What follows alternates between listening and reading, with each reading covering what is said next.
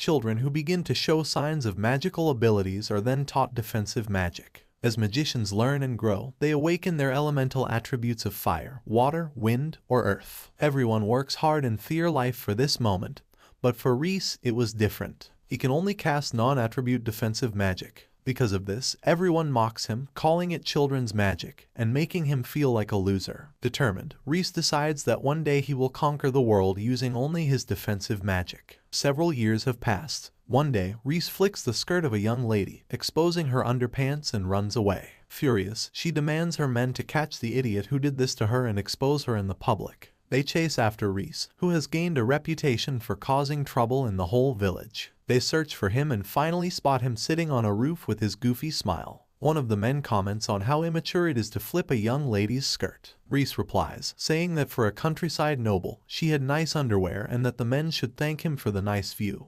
Distracted, the men momentarily forget their anger, but soon come to their senses and order Reese to come down. Reese starts running from one roof to another with the men in hot pursuit. As they chase him, they collide with a fruit vendor, scattering fruit everywhere. The men then climb to the roof, only to find Reese already on the ground, running towards the top of the stairs. To stop them, Reese pushes a water-filled barrel down the stairs, drenching them. Reese disappears. The men, now drenched, continue searching for him and ask a passing girl if she has seen Reese Lovis. The girl is Elliot Chan, Reese's younger sister. She stops and inquires if her brother has done something again. The men, amazed, instruct her to accompany them. Seeing this, Reese appears out of thin air and commands them not to touch his little sister. The men surround him, leaving no chance for escape. One man, with fire as his element, threatens to burn him to a crisp. Another, with water as his element, threatens to drown him. Reese, ready with his defensive magic, tells them to go for it. Elliot is scared for her brother. As they are about to attack, a whirlpool of wind surrounds Elliot and Reese, pushing the men away.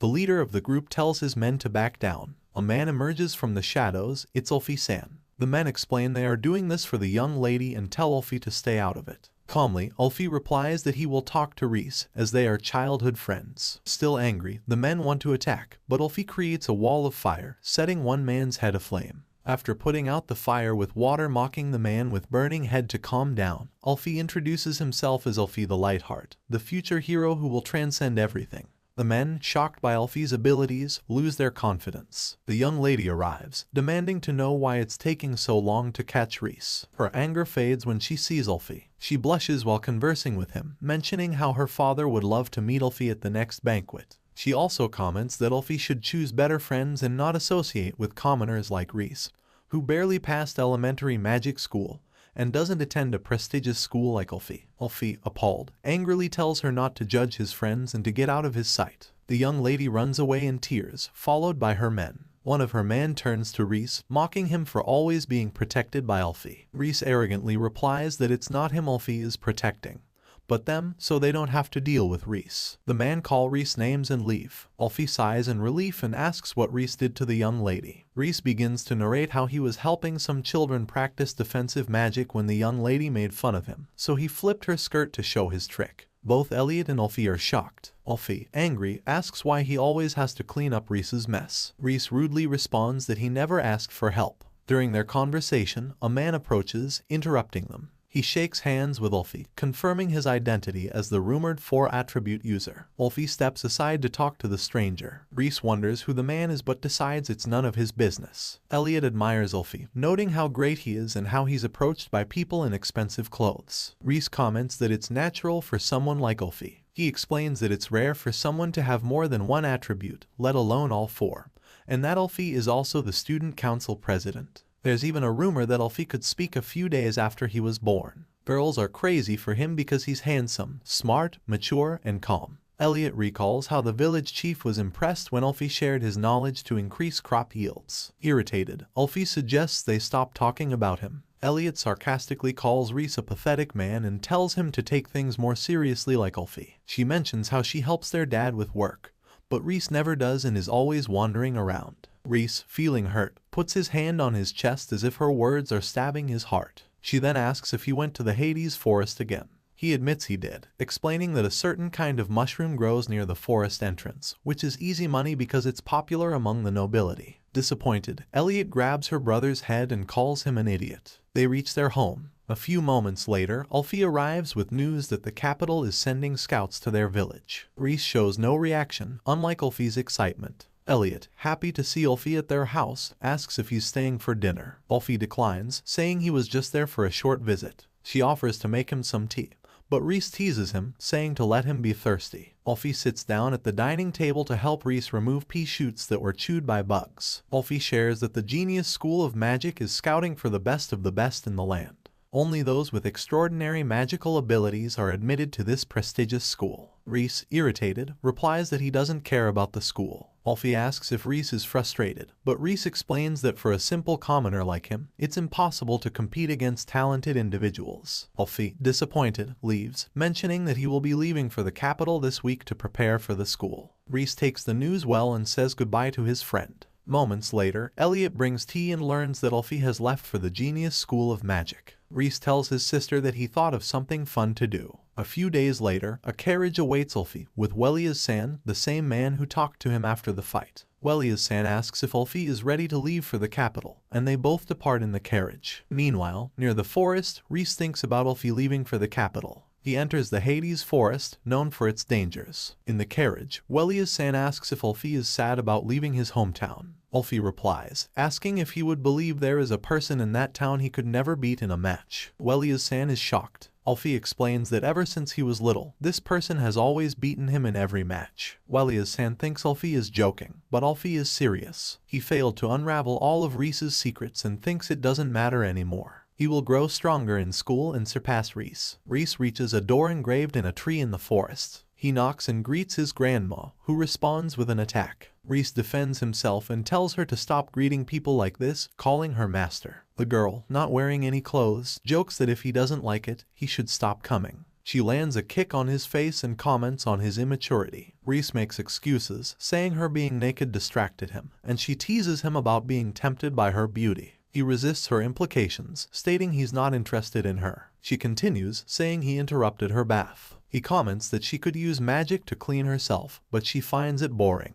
Once dressed, she asks why he came today. Reese smiles and says it's time to change the world's perception of defensive magic. Ulfi realized he was a reincarnated person when he was old enough to remember things. In his previous life, he was just a normal young man, born on planet Earth, which was technologically superior. He often read novels on his mobile, so the concept of reincarnation into another world was familiar to him. This made it easy for him to accept his current existence in a world of magic. During this ordeal, he learned that he possessed all 4 attributes, which was unheard of in the history of this world. He thought he would be the ultimate warrior, and the idea of being reincarnated in another world with cheap powers was way too exciting for him. But that was only until he discovered someone ridiculously more powerful than him lived in the same village, Reese Lubbus. Ulfi knew that if he planned on beating Reese, it wouldn't happen while living in the countryside. He needed to go to the royal capital and attend the Genius School of Magic. As he narrates this story in the carriage, he said bids Reese and village a farewell, until they met again.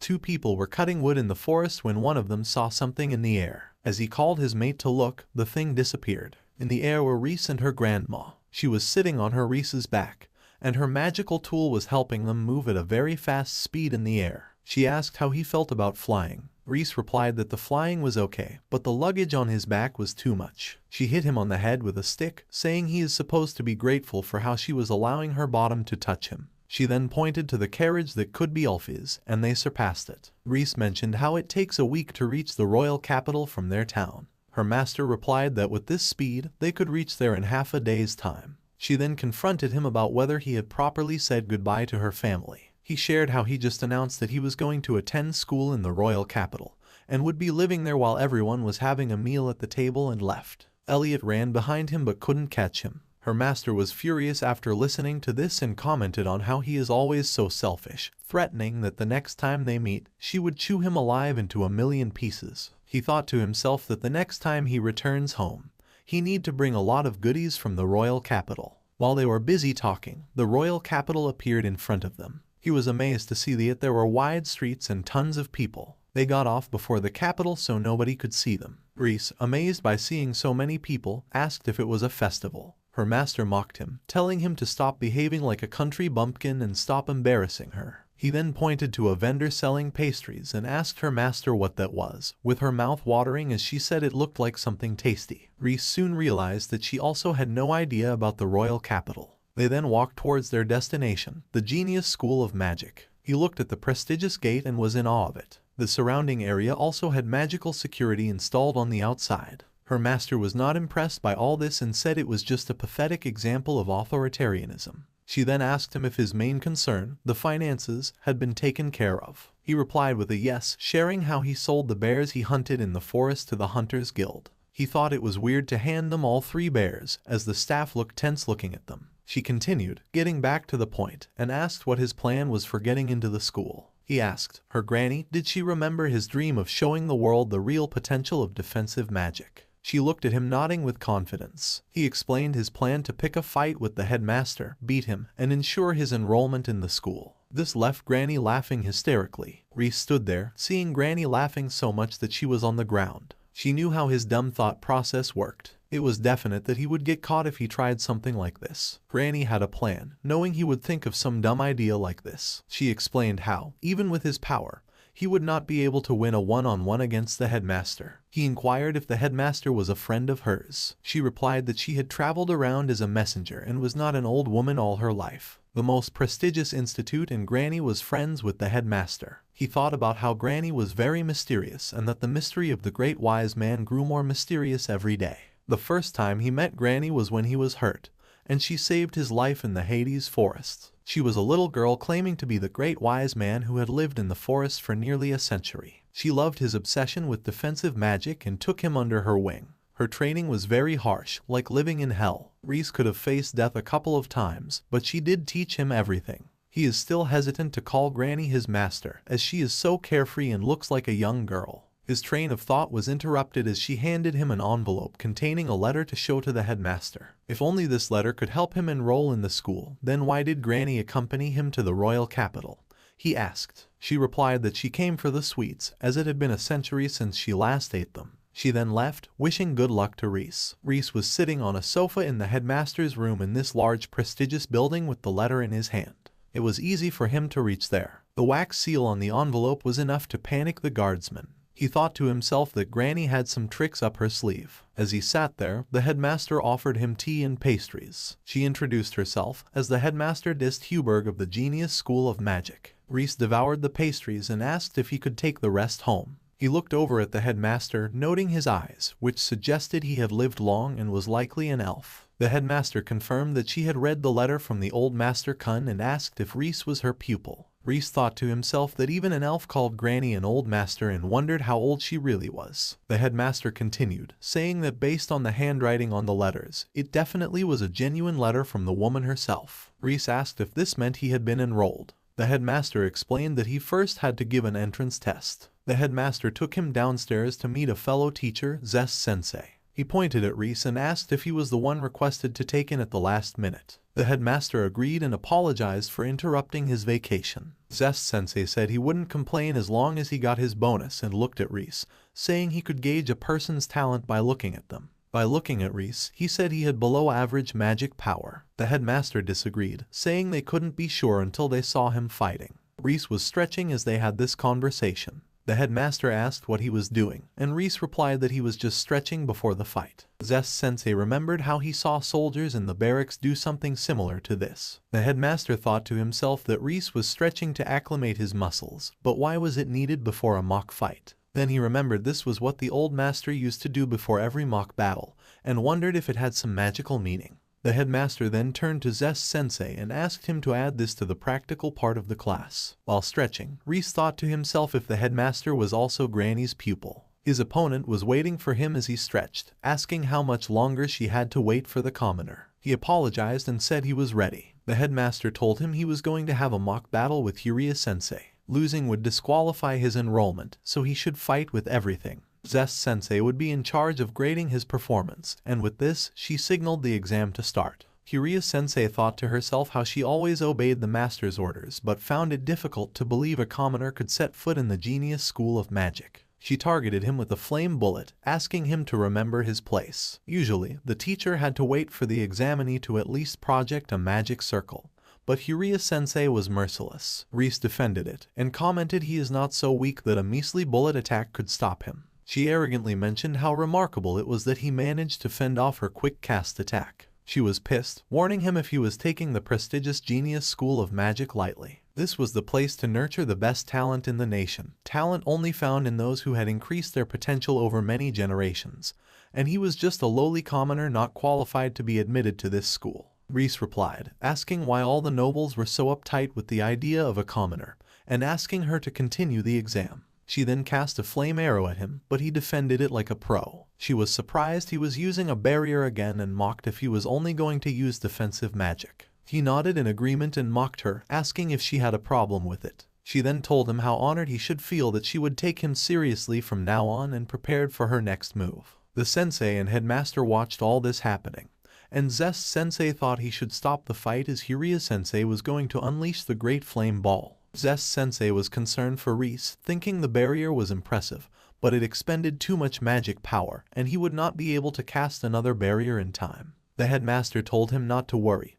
Even if Reese lost an arm or two, she would fix it for him. She attacked him with the Great Flame Ball, and with great impact, it reached Reese, only to be defended by his barrier. He withstood her attack. Zest-sensei was now impressed with his barrier, mentioning he had never heard of a barrier that could shield from this kind of power. Normally, the amount of magic power required to sustain a defensive barrier would be way too high for these types of attacks. The headmaster agreed, saying just the idea of using defensive magic to block these attacks was absurd. The headmaster thought to himself, was this the only magic he knew? Looking into the letter again, Granny mentioned that Reese only used non-attribute defensive magic, but that one should not underestimate him. He wondered what secrets the old master had in store for them. In the battle, Hyuria-sensei's anger had peaked. She said it was impossible for him to cast a barrier this strong that could even withstand the power of a great flame ball. She accused him of being a fraud. He then mocked her, mentioning that his intentions were not to be rude.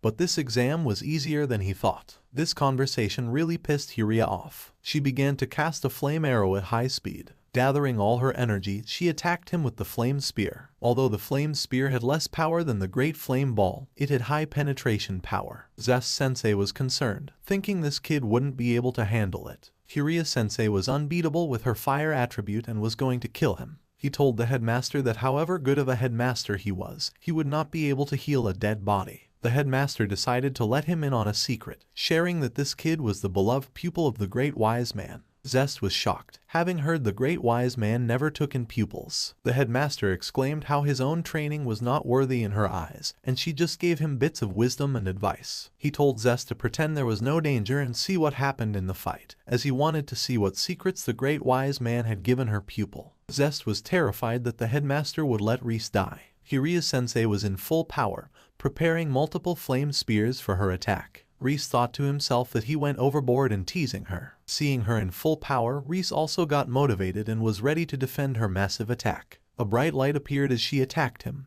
and then there was silence. It was the first day of school, and the headmaster was welcoming all the students to the Genius School of Magic. Alfie was super pumped to finally be a student of the school. He looked at the teachers, thinking to himself how all the teachers were the best in the land, especially Wellia's sensei, and he remembered how he beat him at his practical exam. But if he hadn't, what would be the point of him enrolling in this school? Looking at the teachers, he saw a female teacher with a strange look on her face. He thought she looked as if someone had smashed her pride into a million pieces. The realization hit him. Reese couldn't be here. With this thought running through his mind, the headmaster announced they would now call upon the stage the student who received the highest grade on this year's admission test, and he would share his aspirations. And then he entered. Alfie was in shock. It was Reese Levis. Reese spoke on the microphone in front of the whole school, saying how his goal was to be the strongest one in the school, and how he would use his defensive magic to take over the world. Alfie's mind was blown. How the hell could Reese be here? He was furious. Alfie, in his rage, corners Reese and demands an explanation of how he got there. Reese mocks him, asking if Alfie is confessing his feelings for him, and teases him by saying he isn't popular enough to date. Alfie, irritated, tells him to stop the nonsense and speak. Reese asks what exactly Alfie wants to know. Alfie, still irritated, asks how he got enrolled in the Genius School of Magic. Reese begins telling the story of how he flew from the village, got a chance to take the exam through help from a messenger, and achieved perfect scores in both practical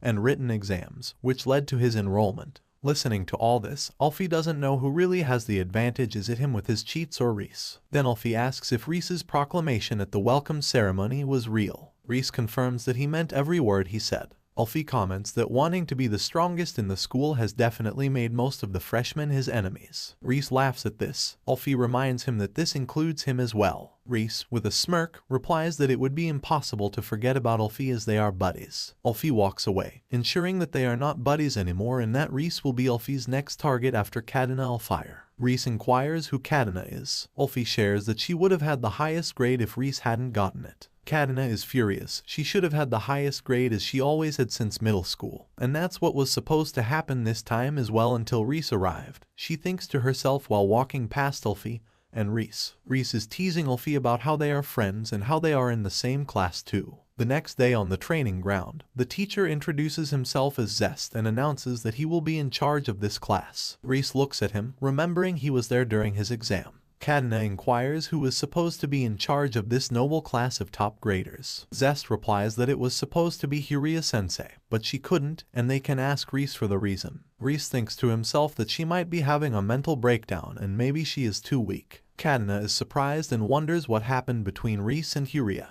Zest then places a bag on the table and explains why he moved training to the ground. From the bag, he takes out a crystal ball that helps measure their magical power. He explains how when one places their hand on the crystal, a light is generated in response to the magic power contained inside one's body, known as the internal source, and the intensity of the light indicates how much power one has. The attribute can be identified by the color. As one of the students volunteers to go first, Zest comments that she has a water attribute with good magical power. Zest further explains that the opposite of the internal source is the external source, the magical power that floats in the air, and one can replenish the internal source by absorbing from the external source. The ability to absorb the external source is known as the amount of magic recovered and can be improved through training, which is why this is called a world of talents. Next in line to measure their magical power is Barca Amos, the second son of the prestigious Amos family. The ball lights up as he touches the crystal, and he asks his teacher how his power is. Zest comments that he has a fair amount of magic power for an earth attribute. Then, the young lady of the Alfire family asks for the crystal. Zest comments that she has impressive magical power for a wind attribute and that he is looking forward to her future. Then Alfie asks for the crystal, and the light from the crystal is of such high intensity that Reese compares it to the sun. Zest comments that he doesn't have words for the level of his magical power. This is the first time he has seen someone with all four attributes. From him, Reese takes the crystal, but there is no light, and everyone is amazed. Zest thinks to himself that he knew the kid didn't look like he had any talent, but he still defeated Hiria. It's difficult to believe that he has 10 times less magical power than an average person. We are taken back to a conversation with the headmaster and Zest, where she wants to trust Zest-sensei and hand over the noble class to him since Hiria-sensei, in her current situation, will not be able to handle much. Zest agrees. The headmaster also asks him for updates on the subject as she is curious about his power. Zest doesn't think this is a good idea. With the crystal in Reese's hand and no light coming from it, the students are whispering about how this boy was considered talented and questioning the credibility of the school in making him a top student. Barca Amos comes to the front, points at Reese, and accuses him of being a commoner with no attribute, questioning how he could have gotten a perfect score in the exam. Whispers are heard among the students about whether he really has no attributes or if he is incompetent. Zest is also thinking about how he dared to make that bold statement at the entrance ceremony. Alfie and Kadena have their eyes fixed on him. Reese is thinking to himself how this crystal just looks like the magic tool at Granny's house. As Barca is standing in front of him, still calling him names, he raises the crystal in front of his eyes. The crystal lights up, almost blinding Barca. Everyone is surprised by the bright light from the crystal. Zest-sensei is confused about how Reese changed the amount of his magic power and how he did it. In the wide streets of the royal capital, the old master is drooling over a bucket of parfait and other confectionaries. The headmaster arrives and asks if the old wise man needs her assistance. Granny disagrees, concentrating on eating her bucket of parfait, and says she won't share it. The headmaster and Granny sit on opposite ends of the table. The headmaster, sipping her tea, mentions how long it has been since they had tea together. Granny mocks her, saying it has been 10 or 20 years, but it is not enough. The headmaster disappointingly replies that Granny hasn't changed a bit. In the training grounds, the class has moved on to the next task, to test the power of magic. A target with a bullseye is placed at a distance, and one has to strike the target with their magic as hard as they can. Kadena, with her wind attribute, strikes the target and inquires if she could break it. Zest is impressed and comments on how she is as powerful as a teacher, and that by working on shortening her projection time, she will be unbeatable. He announces that he doesn't want it broken. Zest-sensei asks who would want to come next. Kadena points at Reese and challenges him to come next. Reese whispers in Alfie's ear that she looks amazing and it seems she hates him. Alfie, embarrassed as everyone is looking at them, whispers back that yes, she is Kadena and how he already shared about her. Reese comes to the front and takes his position in front of the target. The excitement is palpable among the students, and Zest looks worried. While enjoying her parfait, the old master asks Headmaster Dist how she knew she was in town. Dist replies that the gatekeepers remembered the girl with Reese. The master mocks her, saying she likes Reese, of course, from the point of view of the headmaster. Dist thinks about his amazing exam and how he disappeared after Huria's attack and broke her earth wall protection. She replies that Reese is fun, his thoughts on magic are fascinating, and his magic can't be measured by the sense of a magician. She excitedly asks the old master all about his pupil. The old master looks at Dist and comments that she hasn't changed a bit. Reese, standing in front of the target, starts his reflection magic, which consumes the most magic power among defensive magic. He starts reflection magic in both of his hands and cannon the magic circles towards the target at full power. A lightning bolt strikes the target. Zest is amazed at how defensive magic has always been discriminated against, and he is using light magic, a magic of such intensity, with just his bare hands. Zest can see how he is the pupil of the old master and what she approves of. The target is broken. The old master sits at the table with an almost empty parfait basket, and refuses to share anything about her pupil with Dist. She angrily comments that she has nothing to give her as there are no shortcuts to the quest for knowledge, and belittles her by asking if she is the headmaster of the Genius School of Magic. Headmaster Dist is embarrassed and apologizes for her immature behavior. Behold, her beloved pupil announces, and in the training ground, everyone is shocked by his attack, and all eyes are on Reese once again. Reese shares how he was wondering about the strange building on the school campus. When he enters the building, it is a huge arena. Reese is excited to see the arena and the crowd in there. Today is the duel between Reese Lovis and the eldest son of the House of Ganork, Lotos Ganork. A few days ago, Reese was enjoying his lavish meal in the fancy school cafeteria. Alfie joins him and complains about the expensive cafeteria food. Alfie apologizes for sounding rude but asks how Reese could afford the admission and tuition fees of the school, as his household doesn't have enough money. He explains how he got money from selling his hunts to the Hunters Guild. He this time sold a wild demon bear to the guild. Alfie is amazed that the demon bear is the super dangerous bear in the forest. He then shows Alfie a magic tool that his master gave to him. This locket-like magic tool can hold tons of luggage so he doesn't have to carry it, and he stuffed it with 3 wild demon bears in here. Their conversation is interrupted by yelling and a wind attribute attack. Hearing yelling from the cafeteria, Zest-sensei is sent to take care of the ruckus. Zest is pissed that he has to come solve this in his free time. He asks Alfie, Reese, and Lotos what they were doing. Alfie and Reese point at Lotos and say that they are the victims. The blue-haired guy over there started this. Earlier, when Reese was taking food, one of Ganork's cronies was in front of Reese in the line and wanted Lotos to enter the line. Reese, pissed by this line cutting, asked the crony to go back in line. Lotos didn't budge and arrogantly yelled back, asking if he even knew who he was talking to. Lotos Sama was pissed off and attacked him with a wind attack. Zest thinks to himself that although Lotos is at fault, as all students are treated equally and no demands for preferential treatment should be made based on rank, in a situation like this both students should be punished. But not this time. Zest has a plan on how he can exploit this situation. Zest announces that it is difficult to assess who was at fault in this situation, but someone needs to be punished to set an example for other students. If anyone has any ideas, please suggest them. This plants a seed in Lotos' mind, and he challenges Reese to a duel. Reese is ready for the duel and comes into an attacking position. Alfie stops them. They don't have to start the duel here. Alfie later explains how students are not allowed to fight with magic as some opponents may not take care of themselves. So that's why the school came up with a duel mechanism where, with the mutual agreement of the students, a duel can be done under the supervision of a teacher. Reese shares how frustrating it is to wait for days until the duel. There are a lot of talks about this duel on the campus. They all think Reese will make a fool of himself or hurt himself. Alfie shares how he is told to be a commentator for the duel. Usually, the teachers do it, but as Reese's magic is so unique, he has been asked to do it. Reese is happy hearing this. Now Ulfi can explain his defensive magic to everyone and make them acknowledge it. Some other students are warning Lotos about how Reese is top of the school and is sure he can beat him. Lotos shares how this is part of his plan.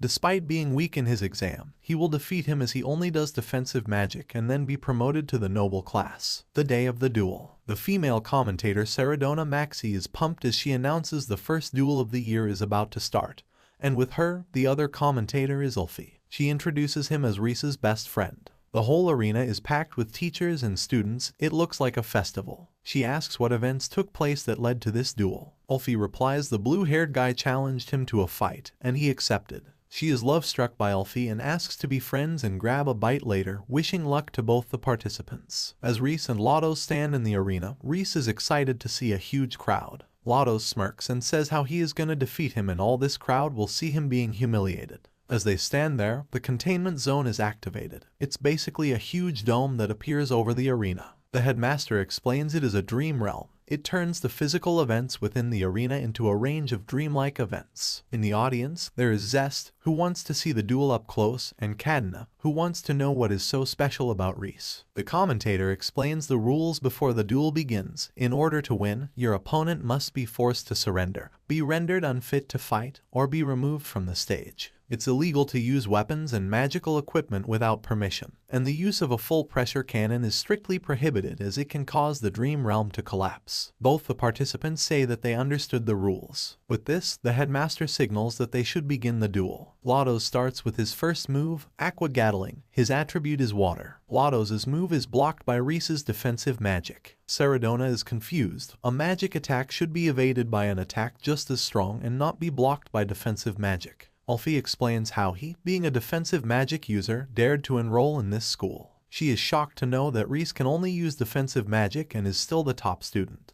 There are several reasons that people disregard defensive magic, the most significant being that it uses an inefficient rate of magic power consumption. As an attribute-based magic, we use magic power to unleash the magic. While in defensive magic, one has to solidify magic power to create a wall. While the magic power required for attribute-based magic is 1, one will need 3 to 4 times the magic power for defensive magic to block it. The world believes defensive magic is simpler and is only taught to children to learn self-defense and is just a stepping stone for attribute-based magic. It is like the world sees Reese as playing a recorder in a high school brass band. Lotos is shocked to see his attacks causing no harm to Reese. He attacks with his water grenade next, which is blocked again by the barrier. The commentator is also shocked at how such a strong attack is blocked by the barrier. She asks Ulfi if he has a lot of magic power in him. Ulfi explains that is not the case, it's all in his barrier mechanism. Should he share Reese's secret? He thinks everyone wants to know. Everyone is attentive, listening to Ulfi's commentary. Even the headmaster wants to know. She has been researching the subject. Ulfi reveals that the secret is in the structure of his barrier. The barrier is made in a honeycomb structure. Saradona interrupts, saying it sounds like a sweet. He explains a honeycomb is a structure made up of hexagons laid flat on the surface. It has characteristics of dispersing and absorbing impacts from one direction.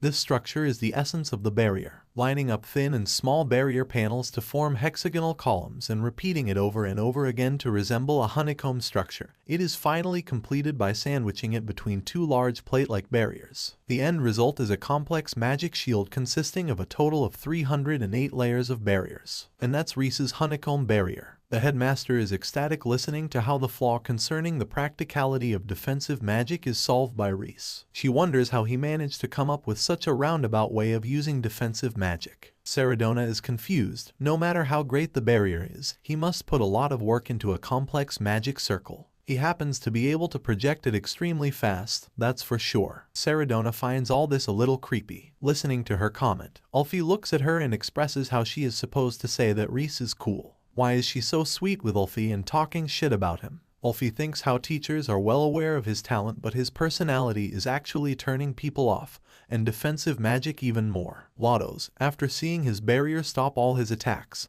says how he takes his words back and has changed his mind. He definitely believes with his barrier the exam results are no surprise. However, things are different when in a duel, defensive magic has no offensive attacks, and so he can't be defeated. The duel, interrupted by their commentary, has resumed. Lotos is now ready with defense. Lotos, with confidence, says however great his defensive magic is, Reese can't do anything to him. Reese smiles, thinking how Lotos is as stupid as the people back home who think that defensive magic can't be used offensively. With this, Reese runs towards Lotos. As offensive magic is just hitting, he can do the same with his defensive magic. With this, he hits Lotos. He coughs and his breastplate, a part of his armor, falls off. He attacks with the water stream in an attempt to push him away and maintain distance. But Reese's speed is so high that he misses. Seradona asks Ulfi if speed is also his special technique. Ulfi corrects her, it is just his leg strength. Reese again attacks him with offensive magic that leads to tearing his outfit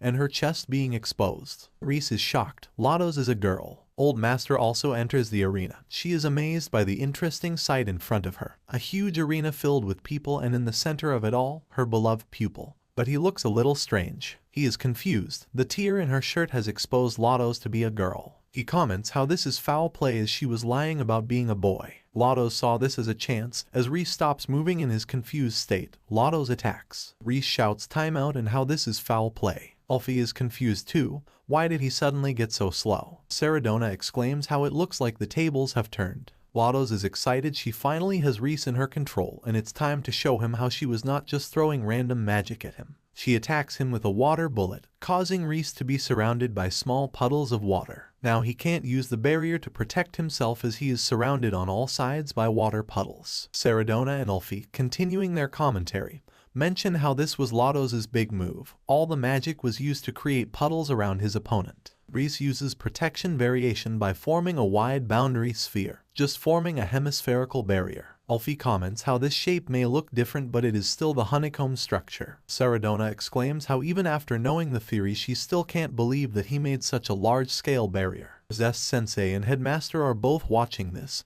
Something is strange about this barrier. From what Zest Sensei reported about his total magic power, this was still very little. Headmaster thought to herself, Reese-kun still had a lot in store and smiled. Reese is still concerned about how she is a girl and is just claiming to be the eldest son of a noble family. This situation is insane. Nobody else knows as they are watching it all through the dream realm. He calls over the principal and mentions how they can't continue the duel. They lock eyes and point up towards the realm. The commentators are confused why he looks a little off as they can't find anything wrong with the stage. Headmaster actually took to be the supervisor of the match instead of Zest, as she is the only one who knows that Lotos is not a man. While Zest just thought she did so because she wants to see Reese's magic up close. But she did so to protect her student's identity and asked Reese to continue fighting. Reese is panicking as he can't move his eyes from her chest and he is not able to focus. Lotos is thinking hard about how she can get past his barrier. She touches the ground and attacks. She somehow finds an opening in the barrier, and Reese has been sent to the air by the pressure of the water. Lotos has regained her confidence. She can definitely win. This magic, though it was a failure at the exam, she did it right this time. She was exhausted, but now with this breakthrough, she has gained energy again.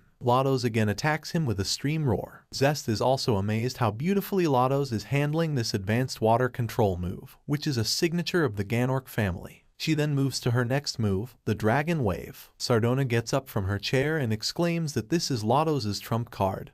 Has the winner been decided? With her Dragon Wave move, he is again in the air. Reese figures how with this move he will lose control, but then he plans Reflection as his next move and enters the barrier created, causing him to leap from the air to the ground. Seradona is confused about what just happened. Ulfi explains Reese dodged an advanced magic attack by teleporting. Headmaster is amazed. This is the same move he did on the exam. He uses his reflection magic as a foothold, and the body uses the impact of the magic, and the body makes it happen.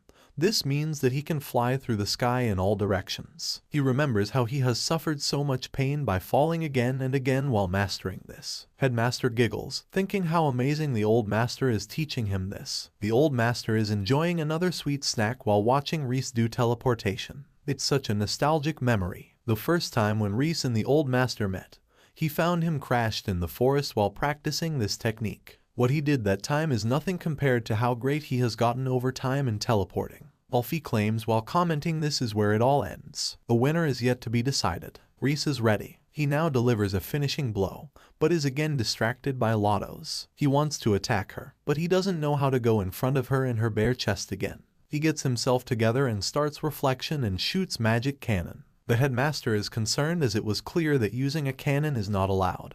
But then Reese uses his brain and instead of doing a full-blown cannon, he regulates his power. A full-blown cannon towards Lotto's, jumping her in the air from the arena to the mountain, will cause a lot of damage, and she'll also be exposed to everyone. So he attacks her with a less powerful cannon and Lotto's is out of stage. And Reese Lewis is the winner, the commentator announced. Reese is announced as the winner. The old master is watching all this and thinks how she didn't train him hard enough as he was distracted by a girl. Seradona asks Ulfi that she doesn't really understand what happened in the end. As Ulfi begins to explain, he is interrupted by a teacher and his mic is taken away. Kadena is also impressed watching all this and agrees that he is actually the top student in the school. Reese Levis had a lot of students who became fans of him that day.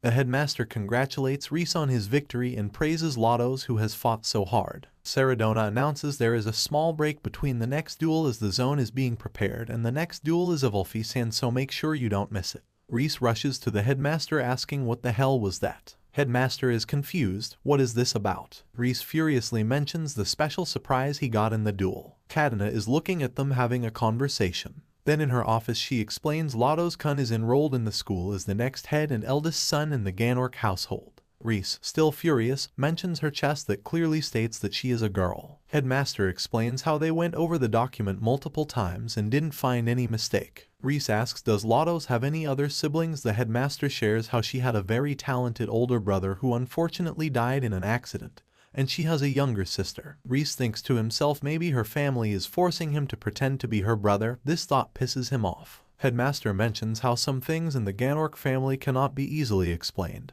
But that doesn't concern Reese.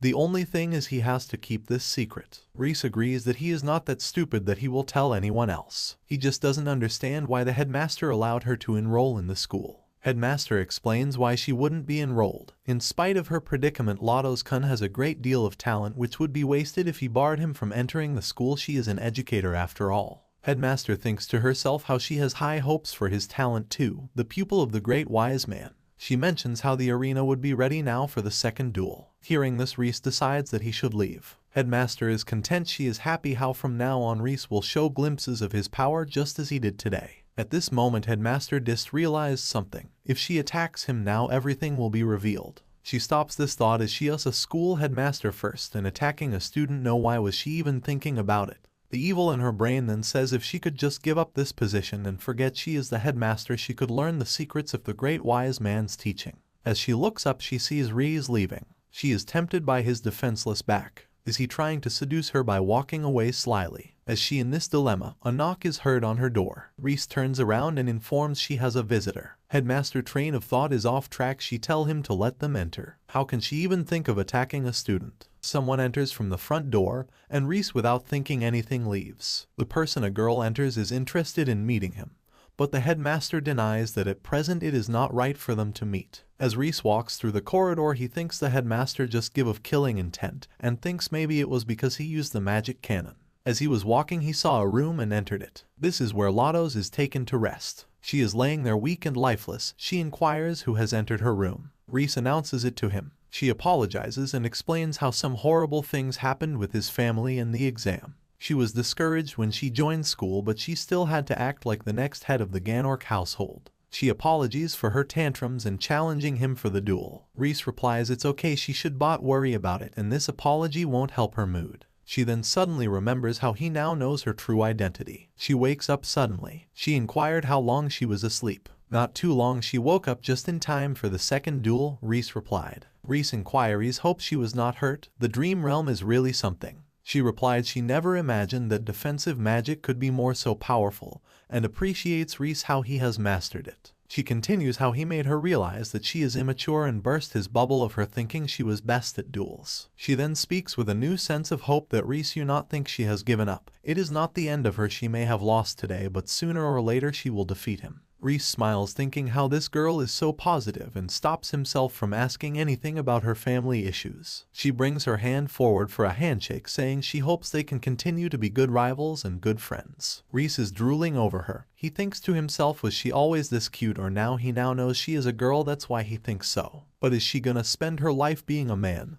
His mind is on fire. Lotto's hand is still in the air. She thinks this is because he doesn't want to be friends with her. She lowers her hand, saying maybe she is asking too much from him. Reese grabs her hand and says he will happily be her friend and it was so fun to duel with her. I will surely be her opponent again. She smiles and he is in awe of the cute face she makes. Reese remembers how as punishment for losing the duel, the loser has to clean the schoolyard. He mentions how if he would have lost, Aldi would have helped him, and now as she has lost she would be alone and he thinks it's unfair. Reese's mind is exploding. Did he just offered this help because she is a girl? He would have not done the same for a guy. He thinks how she is definitely suspicious of him now. She giggles and replies, talking of unfairness. This punishment was always unfair as she has an attribute which is known for cleaning. But he would have Ulfi with him, so he would have used his power. Ulfi hearing his name made Reese realize how he forgot about his duel. Meanwhile in the arena, Saradona announces it's time to start the second duel of the super handsome gentleman who just did the commentary for us, Ulfi Lightheart. She is blushing while doing commentary and wishes good luck to Ulfi. As his opponent and Ulfi stand on the opposite side of the arena, he asks his opponent who actually was he. So when the whole campus was abuzz with talking about Reese's duel, out of nowhere this opponent came and challenged Ulfi for a duel. Ulfi mocks him about how he wants to get over with the fight. His opponent replies he knows Ulfi Lightheart's secret. Reese and Lados are running in the corridors, rushing towards the arena. She apologizes as she made him late for the duel. Reese mentions how maybe the duel is already over as he is so strong. As they were running, they were stopped by a girl. Kadena in a corner of the corridor is seeing all this. The girl with her long hair turns around and is happy seeing Reese. She introduces herself as Muriel Woodrow, a first-year student like him. She then takes his hand and places it over her chest and confesses that she wants to go out with him. Muriel's bold action shocks everyone, especially Reese, who is left utterly stunned. Lados and Kadena are equally astonished, with Kadena scolding Muriel for her unconventional approach to confessing her feelings. Muriel, however, insists that men are known to have a weakness for a woman's chest and confidently believes this method will win Reese's heart. While Reese tries to recover from the shock, Muriel explains her admiration for Reese's defensive magic skills and proposes they become lovers so she can learn more about his abilities. Reese is bewildered by the situation and Muriel's unusual form of admiration, while Kadena criticizes Reese for being involved in such a scenario. Meanwhile, in the arena, Ulfi faces an opponent who claims to know his secret. Ulfi, worried that his previous life's knowledge might be exposed, prepares for the duel.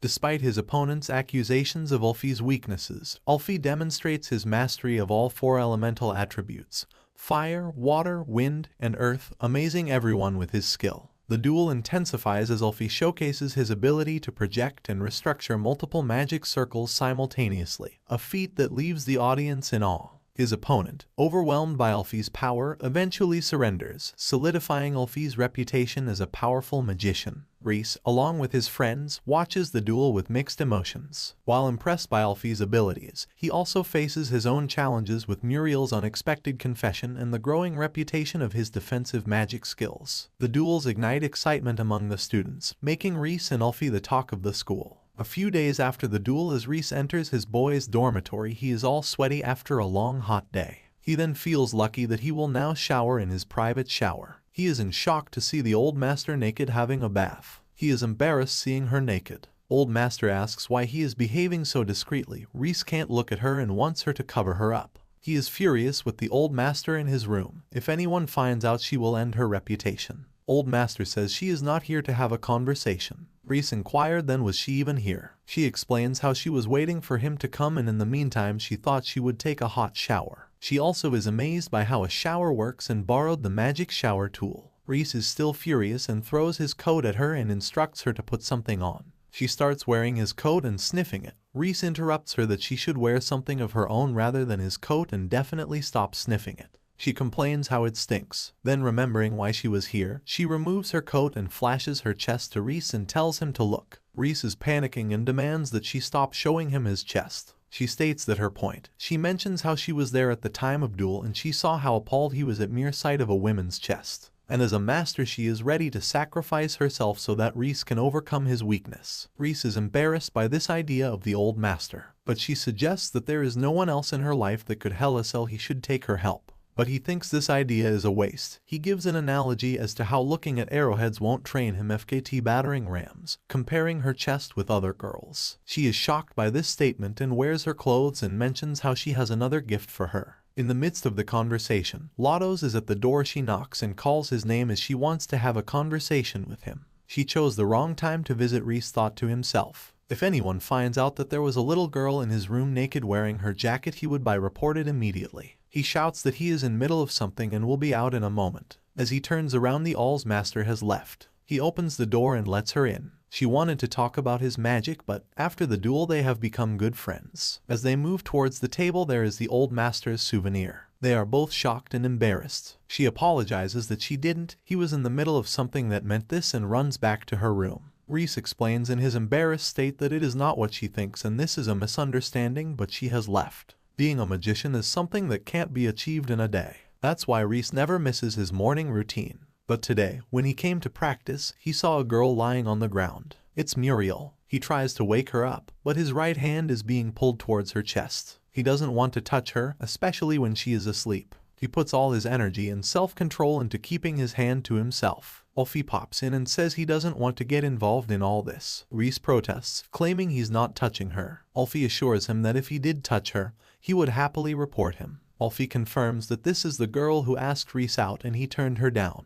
But why did he do so? Back in the village, Reese always used to be annoyed by how popular Ulfi was and complained about never having a girlfriend. Reese explains that a one-sided love is a bit weird. Ulfi calls him names, angering Reese, and they get into a fight. Ulfi thinks Reese is unable to release his frustration as there are no martial arts classes here, so Ulfi decides to humor Reese. Ulfi takes off his coat and covers Muriel up. Reese is more annoyed by this and asks him to stop his Eichmann moves. Ulfi makes fun of him, asking if he's getting jealous even after rejecting her. Reese comments that he will smack the heck out of Ulfi's annoying face. They get into fighting positions and agree not to use magic, as that would lead to the destruction of the land. They begin to fight. Reese kicks Ulfi in the face and asks if he thinks the duel improved people's perception of defensive magic. Ulfi explains how people's perception of defensive magic is linked to Reese's reputation in school, and he thinks it has improved a bit. His reputation has improved from an annoying stray dog to a street-performing monkey. Reese is baffled, saying that's not an improvement. Ulfi believes Lottos should get credit for putting up a good fight against him and showcasing his defensive magic. All this conversation happens while they are still attacking each other with punches and kicks. Reese exclaims that he is still not anywhere near his goal. Ulfi then remembers a conversation with Welia's San, who, after seeing Reese's duel, confirmed that he was the guy he was talking about in the carriage ride and appreciated his talent. Ulfi assures Reese that people have started appreciating his talent now. A bell rings, indicating the cafeteria is opening. Ulfi stops the fight and dismisses himself to the cafeteria. Ulfi pulls his coat off Muriel, who is still lying on the grass. A paper drops from Ulfi's pocket, and Reese grabs it. As he is about to call his name, Muriel wakes up. She explains why she came here, knowing that Reese does his morning routine here. Reese confirms this and says he is already done with his routine. Muriel then shares her actual strategy. She thought by exposing herself defenseless, she would trigger his primal desire. He would have groped her, and she would have blackmailed him into being her lover. But since there is no evidence of the same, her plan failed. Reese takes a sigh of relief that he didn't touch her and is scared by listening to Muriel's plan. She then inquires about what was in his hand and reads the paper that fell out of Ulfi's pocket. The duel is all the rage nowadays, and the training ground is always full after school. Class begins, and Zest Sensei mentions how they still have a lot to learn and notices Muriel yawning. He explains how a good sleep is important for a magician, as a magician absorbs the ambient magic power in the air while breathing. The most efficient way to absorb magic power is during sleep. However, the external sources have various attributes, which is why sleep is very important for a magician. The power measurement target was reformed. It's Ulfi's turn. He chants, "O dragon that rages within me, lend me the power to destroy the enemy." Zest and Reese both smirk at his chant. Ulfi uses 4 advanced magic attributes and targets the magic wheel. Ulfi thinks the target will break, but it doesn't. Zest Sensei calls the next person, but Ulfi wants a second chance. He has a new plan to destroy the target. Reese and Katana also want another chance to destroy the target. Zest Sensei is annoyed and says this is not about who destroys the target. It is done to just see the magical power, not the endurance of the equipment. He is angry at Reese and points out that next time, if he breaks something, he has to pay for it. Later, when Reese and his friends are chilling in the corridor, Barca Amos comes and challenges him to a duel. Reese can't remember his name and replies he has plans today, maybe the next day. This makes Barca Amos furious. He dares Reese not to run away from the duel and leaves. He tells the people standing there that if he comes again, ask him to tell him that they will duel tomorrow and leave the corridor. They then visit the pastry shop with a big line and people waiting for their turn.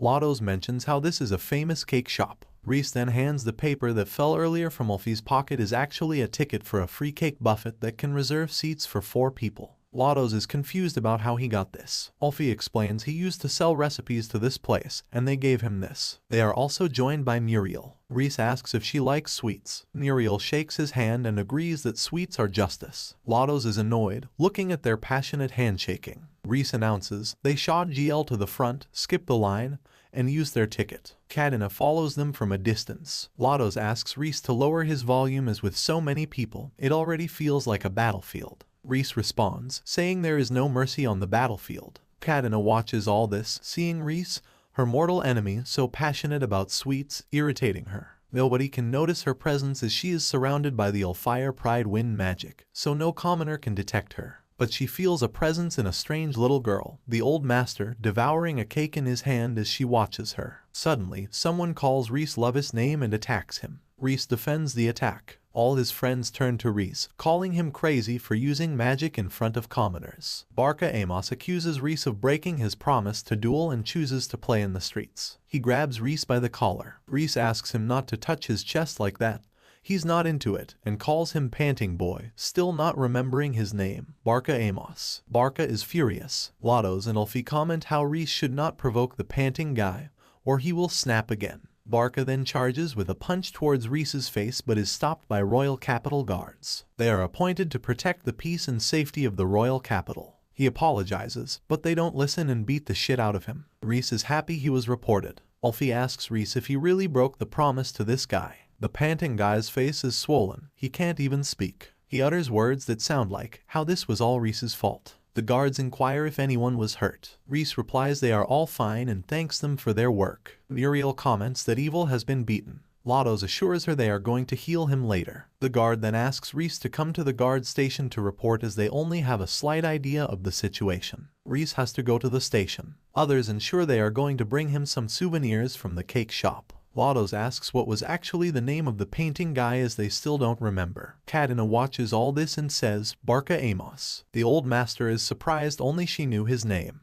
Lottos, Ulfie, and Reese are sitting at a table in the cafeteria. When Lottos mentions hearing rumors about Reese and Barca's duel after yesterday's event, Reese confidently comments that he's going to beat the shit out of Barca. He's still furious at the panting boy for spoiling his cake buffet. Ulfie corrects him, saying it wasn't his free tickets, but Ulfie's. Reese tells him to cut the crap, saying whatever is Ulfie's is Reese's. Ulfie laughs and says he's behaving like Giant. Lottos and Reese are confused about who Giant is. Ulfie mentions he was a character from a kid's show in his past life and asks them to forget about what he said. Suddenly, Muriel appears, and overhearing the name Giant, thinks she is her love rival. Reese exclaims she shouldn't eavesdrop on half the conversation and then misunderstand things. Muriel continues, saying she heard Reese will be in a duel and begins questioning with whom and when. Ulfie, annoyed by her, comments that she was there when it all happened. Reese tells her it's the panting boy who got arrested for doing magic in the streets. Ulfie adds that the duel is a few days from now, as his opponent is still locked in a jail cell for a week. Reese notices Muriel suddenly losing interest in the conversation.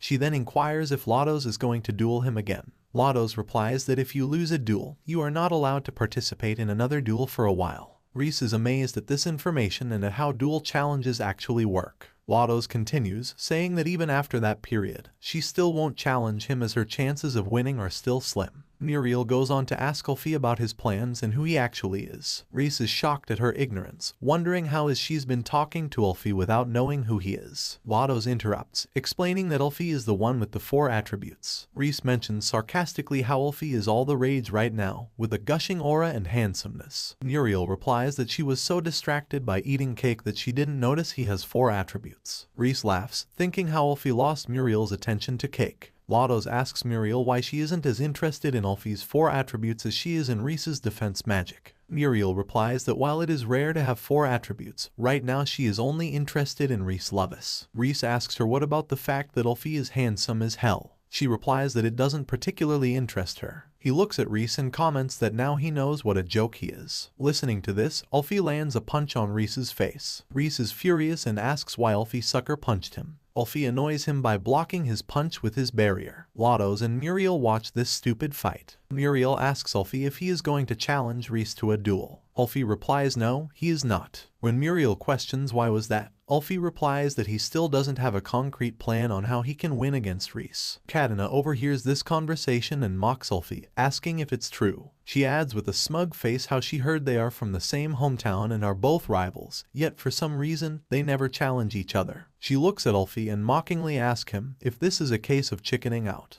Ulfi, furious, stares at Katana with a dead stare, explaining that she doesn't know how many times he has beaten Reese, and adds she shouldn't talk about him like that, not knowing what he has been through, especially since she has never challenged Reese either. He turns the table and accuses her of chickening out. This comment made Katana angry and she replies that Ulfi can say whatever he thinks. As they exchange deadly stares, everyone else looks at them in silence. Reese laughs, thinking how irresistible he is. Lotos breaks his arrogance by saying they are not fighting over him. Reese then mentions he will practice after school. Seeing Lotos and Muriel there, he asks why they were there. Lotos replies that they also wanted to practice, look at Ulfi's magic, and ask a few questions about it. She mentions that Muriel is there for the same reason. Muriel corrects her, saying she is there just because she wants to be with Reese. She thinks that the longer she spends time with him, the more likely he is to develop feelings for her. Lotos says, in other words, she is just trying to trap him into revealing his magic secrets. Reese is happy to have an audience and says since they are both curious about his magic, he can surely share a few things about it.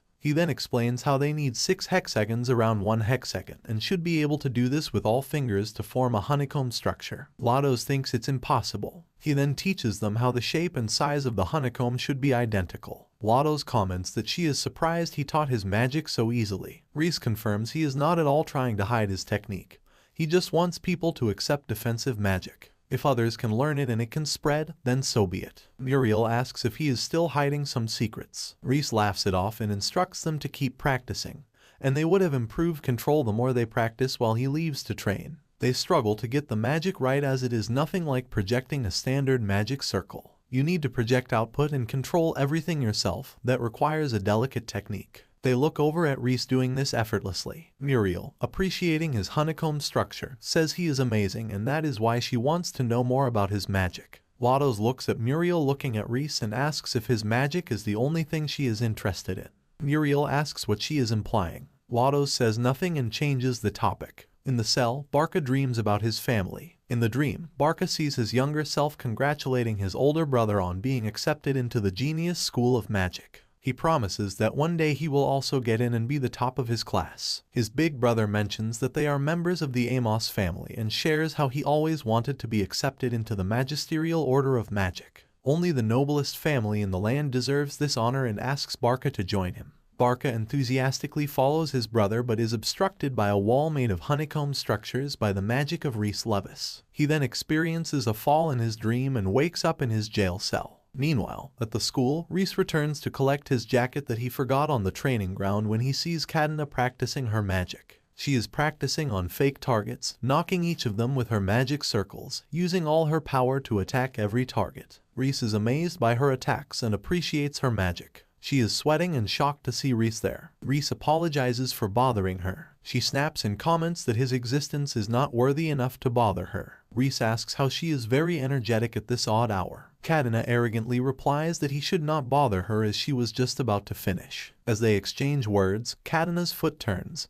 and she falls over Reese. Reese bursts out, asking if she has a problem with her feet. She mentions how being called a coward and that she is chickening out is not affecting her at all. Unlike commoners like him, she has a lot of pressure being the eldest daughter of the Elfire family. It's because of the pressure that she always tries to improve herself. Reese is confused about how this conversation came up and wants to leave as the power of her chest is making it difficult for him to stay in this position. She asks how he can work so hard when he is handicapped by having no attribute at all. Reese holds her in his arms and places her on the ground. He then explains that he is a fan of non-attribute magic, which is like his hobby, and he never thinks of it as a handicap. He then walks away but thinks to himself that the next time they meet, she might be angry at him for touching her. Cadena is left there with an arrogant smile, knowing that since Reese is a fan of magic, everything else makes sense, and she finds the reason why she is always annoyed by Reese. Someone is hiding their identity behind a long cloak enters the jail to meet Barca. When Barca asks who they are, she responds that she wants to help him defeat Reese Levis. She wants to share advice to attack Reese, but first, Barca has to turn himself into his convenient lapdog.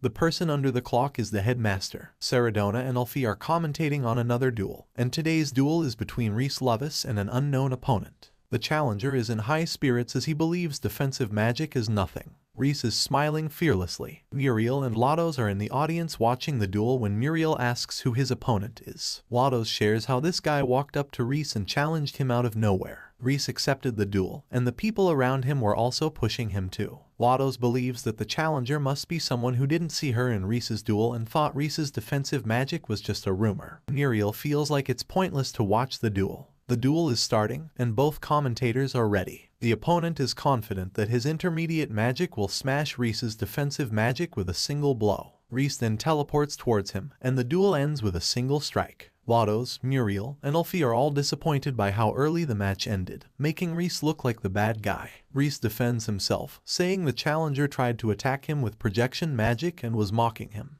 Alfie mentions this is the reason why his defensive magic is not widely recognized. Reese tries to understand if Alfie is telling him to be conscious of his reputation while dueling and wonders what if he loses because of that. Reese then starts walking towards the classroom as he forgot his bag there. In the classroom, he is greeted by the presence of Barca. Barca mocks him by thanking him for spending a week in a jail cell and calling him a pathetic boy. He then says tomorrow Reese agrees it's high time they should settle this with a duel. That night in the cell, when a strange person under a cloak visited Barca, the person shared how she also wanted Reese Levis to lose. Barca asks if she is implying that if he doesn't follow her instructions, he will lose. Without a plan, he definitely would have replied to the person, and losing to Reese will be the most awful experience of his life. He then started to cast his magic. The stranger belittles him by saying is he serious that he will cast magic here in a cell. He tells the stranger to get lost. She then mentions how he was not there when Reese and Lados dueled. This made Barca stop and turn around. He was confused about how the stranger knew that. The stranger then mentions how she didn't remember seeing Barca there. The stranger then hands him the Phantom Stone, a magic tool that can preserve and replay the user's visual information. She shared how he preserved the footage of the duel. Barca is suspicious of her and wants to know his exact intentions. The stranger says he should not be concerned about her identity,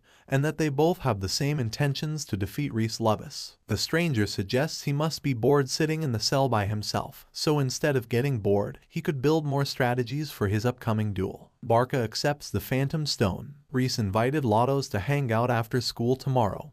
He mentions how he owes her a thank you gift and they should go to the cake shop again. She is excited to hang out with him, and is confused about what she should wear, maybe something she brought from her parents' house. She looks in her drawer to find something nice and takes out a cute dress with a bow in the front. She is baffled at her stupidity as she suddenly remembers how no one knows she is a woman and she should have already disposed of all her female clothes. After going through her closet and not able to find anything, she decides she will just wear the school uniform like she did last time. On the day of the cake meetup, seeing Alfie and Muriel also there makes her upset and disappointed in her. Why did she think that it would just be the two of them? Reese mentions how he has reserved their seats ahead of time so he can definitely eat with them. Alfie asks how he was able to do that. Lados is ready to eat sweets. Reese is eating like he is inhaling the cake. Alfie asks him to take it slow and he should not eat an entire cake even if it is a cake buffet. Alfie also asks Lados to slow down or she will have a heartburn. She asks if she was eating as much as Levis and says she was not trying to copy him.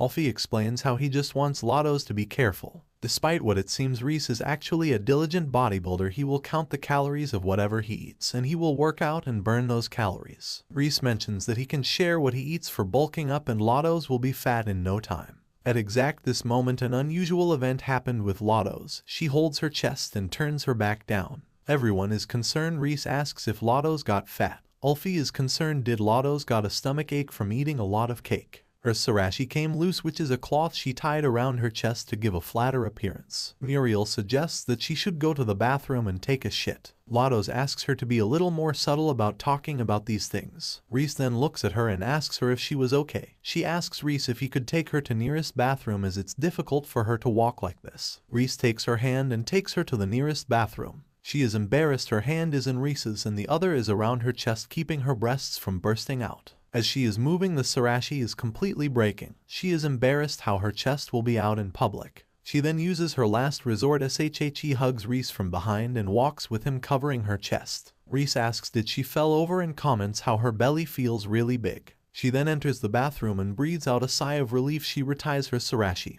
and returned the buffet, surviving her identity as a guy another day. Rise thought to himself that touch felt strange, how it felt like her chest, and then they had cake buffet. All went back to their respective dormitories. The next morning, Alfie is starting his usual morning routine again. Muriel comes there and asks him about his moves while training. Alfie is a little baffled by her sudden appearance and asks her not to surprise him by coming out of thin air. She then asks if he learned these moves from his master. He nods in agreement. She then asks if his master is a magician. He replies obviously they are, but these strange movements looked like they were specifically designed to toughen up his body, and she again inquires if they really are a magician. Rise is annoyed by all the questions and mentions how his master always said that most magicians tend to neglect their bodies. She then asks how his master taught him that charming magic control that he showed her yesterday. He says all this control is because he went through hellish sessions with his master, which made him this good. He did training in freezing temperatures, with no sleep and severe fatigue. All of his bad memories came rushing back. Muriel then inquires if his village is near the Hades forest and if he ever went there. He replies that yes, he often went there as that is where his master lived. She then blurts out, asking if his master is the great wise man.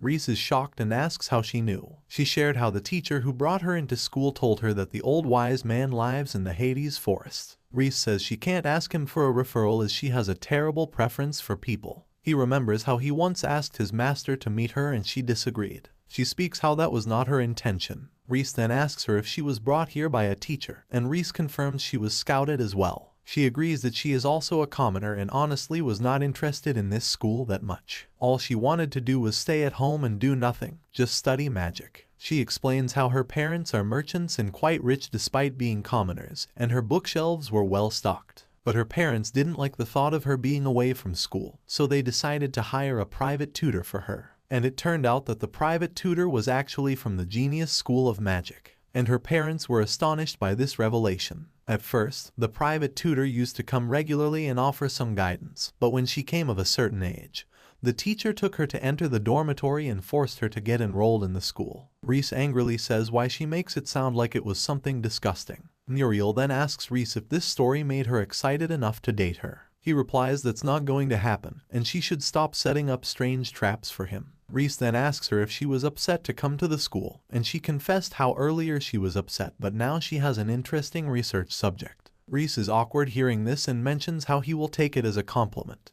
But Muriel's story sounded familiar. He remembered how before he met the great wise man and Ulfi, his life was also the same. He missed school to fool around with defensive magic all the time. If he wouldn't have crashed in the Hades forest before that incident, then his relationship with Ulfi would not have been the same as it is now. As he was thinking about this, Muriel came to him and wanted to touch his face. Rise is taken aback by this sudden closeness and asks Muriel what she is doing. She explains that she was looking at the scars on his cheeks. Then she asked if these scars were from the training with the great wise man. Rise agrees they were. She then asks why they were still there as the great wise man could have easily healed these scars. Rise also wonders how he healed his scars from a major injury before. Rise explains to Muriel that if you keep getting injured again and again in the same areas, scars like these form. And however smooth the healing, a scar remains. He then jokingly says how these scars are noticeable as they are on his face.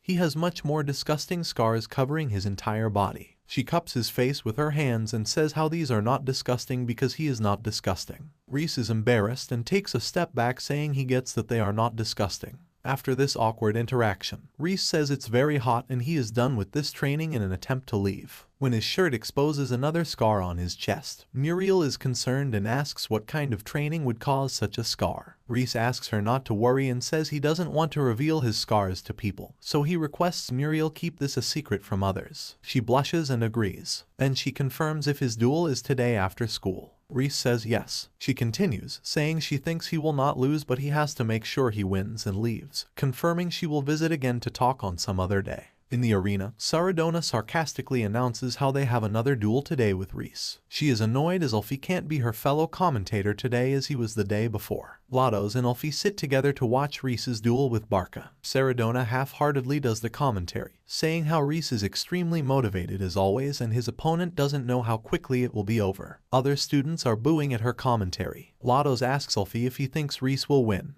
Ulfi replies that if things go well, he will definitely win by a landslide. But as he is speaking, he is interrupted by Muriel. She confidently says Reese will definitely win, and Katana shares her opinion that she is not sure if he would. Ulfi continues, saying Barca may be rotten, but he still belongs to the noble class and he is nothing like the other people Reese has dueled with. Lados asks if there is something bothering Ulfi. He mentions how he had a conversation with Reese about how his magic is not appealing to the people, and he fears if he tries to make it more appealing, that could affect the duel. Katana says let's find out, as the commentator announces the duel is about to begin. Reese reminds himself that the goal of this duel is not only to win but also to make people recognize defensive magic. Reese then drops the plan and only focuses on the duel as he has to take revenge for missing all the cake. He suddenly starts a magic spell which makes wings come out of his back. Everyone is shocked by what they see. Ulfi says it's a false alarm as Reese is definitely going to win. The wings coming out of his back is a leap beyond the use of reflection magic. Reese then charges towards Barca, but Barca blocks his attack with an earth gauntlet and comments that close combat magic is his specialty. Reese is impressed by the counter and for the first time calls him by his name,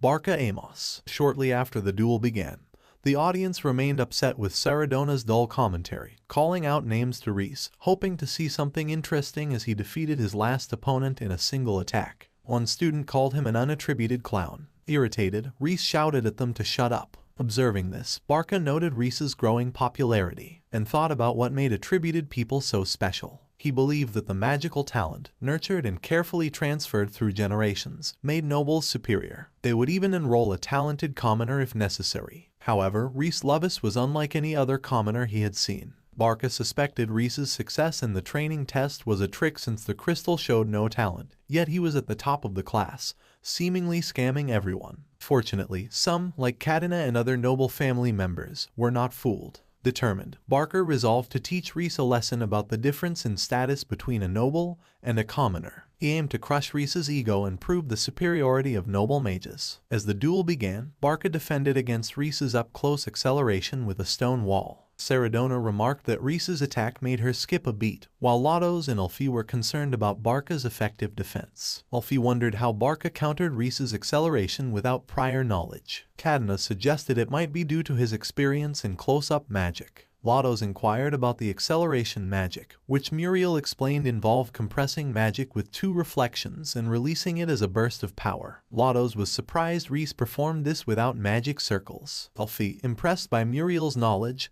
and praised her. Reese closed in on Barca, taunting him as Barca Boy, which irritated Barca. Barca created a stone wall to push Reese away, and then distanced himself further, mocking Reese's ability to catch a noble. Ulfi admired Barca's precision and speed in forming the wall. Barca then tried to trap Reese with a horizontal stone wall, but Reese used reflection magic to escape. Barca's next move involved stone rockets, transitioning the duel to a ranged battle. Saradona was excited by the duel's unexpected developments, while Reese found the stone wall move scary but thrilling. Barca remained confident, though Reese's speed troubled him. He relied on advice, believing it would lead to victory. Reese floated in the air, challenging Barca's stone wall defense. Barca responded with a stone cannon, diffusing small stones towards Reese. Using a hand gauntlet, Reese maintained his momentum. Barca created another stone wall, but Reese teleported closer. Annoyed by Barca's constant distance, Reese complained about the lack of close combat. Lados shows her concern how Reese is being toyed with by Barca's skillful tactics. Katana believed Barca's calculated moves would secure his victory, but Muriel argued Barca was losing composure. Muriel accused Katana of spying on them at a cake shop, leading to a tense exchange. Ulfi and Lados were surprised by Katana's behavior, and Muriel insisted it was Katana watching them. Katana, panicking, denied it, but Muriel was certain. Katana made a mental note how she has to be more careful around this girl. In the arena, Reese was faster than Barca's stone wall, forming speed and finally reached him, hitting with a hand gauntlet. They fought head-to-head with fists, Barca using magic knuckles. Ulfi shared how in a close duel like this the one who is faster Mage would win, and Reese seemed better. Reese attacked from the air, not letting Barca escape. Barca decided to launch a powerful attack. In the cell that night, the cloaked stranger had advised Barca to use a specific short-range, high-power attack, suggesting it could win him the duel. Barca attacked with Giga Spiral and Gaia Lance. Reese instinctively put up a barrier, a testament to his rigorous training. Watching from afar, the old master felt unpleased by the barrier and called Reese his stupid disciple for making a mistake. Giga Drill and Gaia Lance are forms of advanced magic that are difficult to use but very powerful. Barca puts all his power into this move as this is his chance to win. Reese forfeits his barrier and attacks him with the magic cannon. Barca is on the ground. Saradona announces that the duel is over and that Reese Levis is the winner, commenting on how this duel was very different from a regular magic school duel. Though Reese had a little hiccup in the beginning, he was able to redeem himself, and in the end,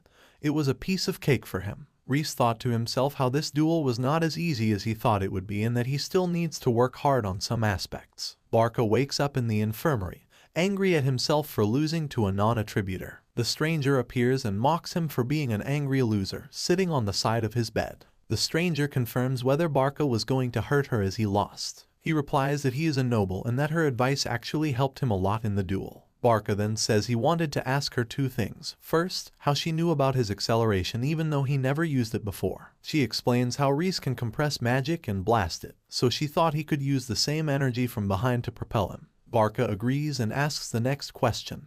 How did she know that the Giga Drill and Gaia Lance could counter the barrier? She explains how she prepared multiple honeycomb barriers and figured it out by using all magic attacks on them, and through the trial and error method, she came to this conclusion. Barca thinks maybe he was not that obsessed with beating him, but next time he will definitely beat Reese Levis. She then clutches the phantom stone from his neck and pulls it off. This was the reason she was here, to collect it back. She confirmed that Barca was wearing it during the duel. Barca said he did as she instructed him to. With the phantom stone, the stranger began to leave. Barca asks her what she was planning to do with it, but the stranger mocks him, saying he only said he will ask 2 questions. She then answers that, as she shared before, she wants to defeat Reese Levis. Reese is practicing late at night in the training ground after the duel when the old master visits him. He asks if she was still staying in the royal capital. She explains how she has been going to and fro from the Hades forest. Reese is shocked and asks why she was traveling every day. She replies that she has still not tried all the sweets in the capital. Reese mocks her, saying how sweets could be the end of her 100-year streak. She teases him back, asking if he is jealous that sweets are more important to her than Reese, and goes on to say she visits every day to see her cute little apprentice struggle. Reese figures it out and asks if she was there at the time of the duel. She says she was and that he is relying on the barrier too much for everything, and how using the barrier in every situation will bite him in the back one day. In the last phase of the duel, the way he put up the barrier was unnecessary, and he could have just attacked with the magic cannon. Reese says he gets it, and in the moment, he was scared of seeing his magic so close up.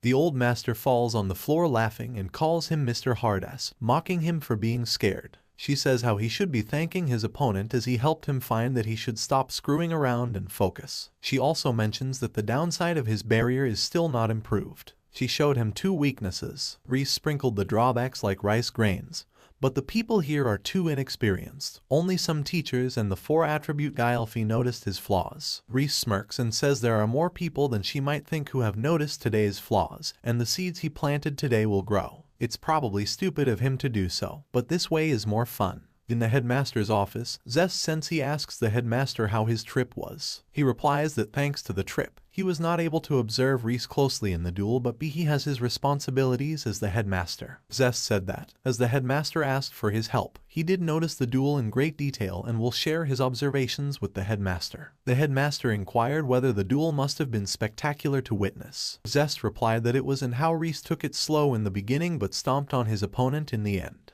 The headmaster agreed, mentioning how using the magic cannon concept and converting it into a mobility technique was brilliant, and thought to himself how the old master had taught her disciple this crazy trick. The headmaster also mentioned that a technique like that would be impossible to learn in a standard school learning environment, and wondered what demonic training sessions she forced on Reese for him to be this good at it. Zest mentions how the headmaster seemed to totally ignore the hard work Reese has done and gives all credit to the master. The headmaster shared how the great wise man thought of passing her skill, vast experience, and knowledge and made a hellish training program to teach all these things to Reese. Zest disagrees, saying that if Reese didn't have the willpower to go through these training sessions, he would not have been this amazing. Zest asks directly if the headmaster did not acknowledge the boy Reese. He apologizes for being so upfront and says the headmaster probably knows more about the topic than he does and leaves, excusing himself for his research. Zest-sensei thinks to himself how seeing Reese's performance at school today has motivated him more to do his research. He had been so engrossed in his research that he forgot to eat and sleep at times and leaves. There is a knock at the headmaster's door. It's the stranger in the clock which was there with Barca just now. As the headmaster was out of town for school's work, they couldn't be there at the duel. The headmaster asks the mystery girl if she was able to do what he asked her to do. She said yes and handed over the phantom stone. She then asks if it is still time for the next step. The headmaster says he is looking forward to the next step. She asks the headmaster to show what's in store for her. They both can't wait for the day. A few days later, during Reese's morning routine, he hears someone approaching him. He mentions how after a lot of days have passed since Muriel came to him in the morning. As he turns, there is a girl in the cloak attacks him with a stone bullet. Reese defends with the barrier. The girl has two attributes, earth and fire. She then says how it is unfair that he is the only one revealing his secrets, so she will also reveal some of her secrets as well. She reveals her face, removes her cloak, and challenges Reese to a duel. The girl is Muriel. Katana decides to investigate Muriel Woodrow, who was the only one who looked past her wind barrier, wanted to know more about her mysterious self, and she did find some things. Although she went through the trouble of getting enrolled in the school, she frequently misses classes and her classmates don't even know she exists. She basically lives in the campus library and reads and studies books about the rules of magic.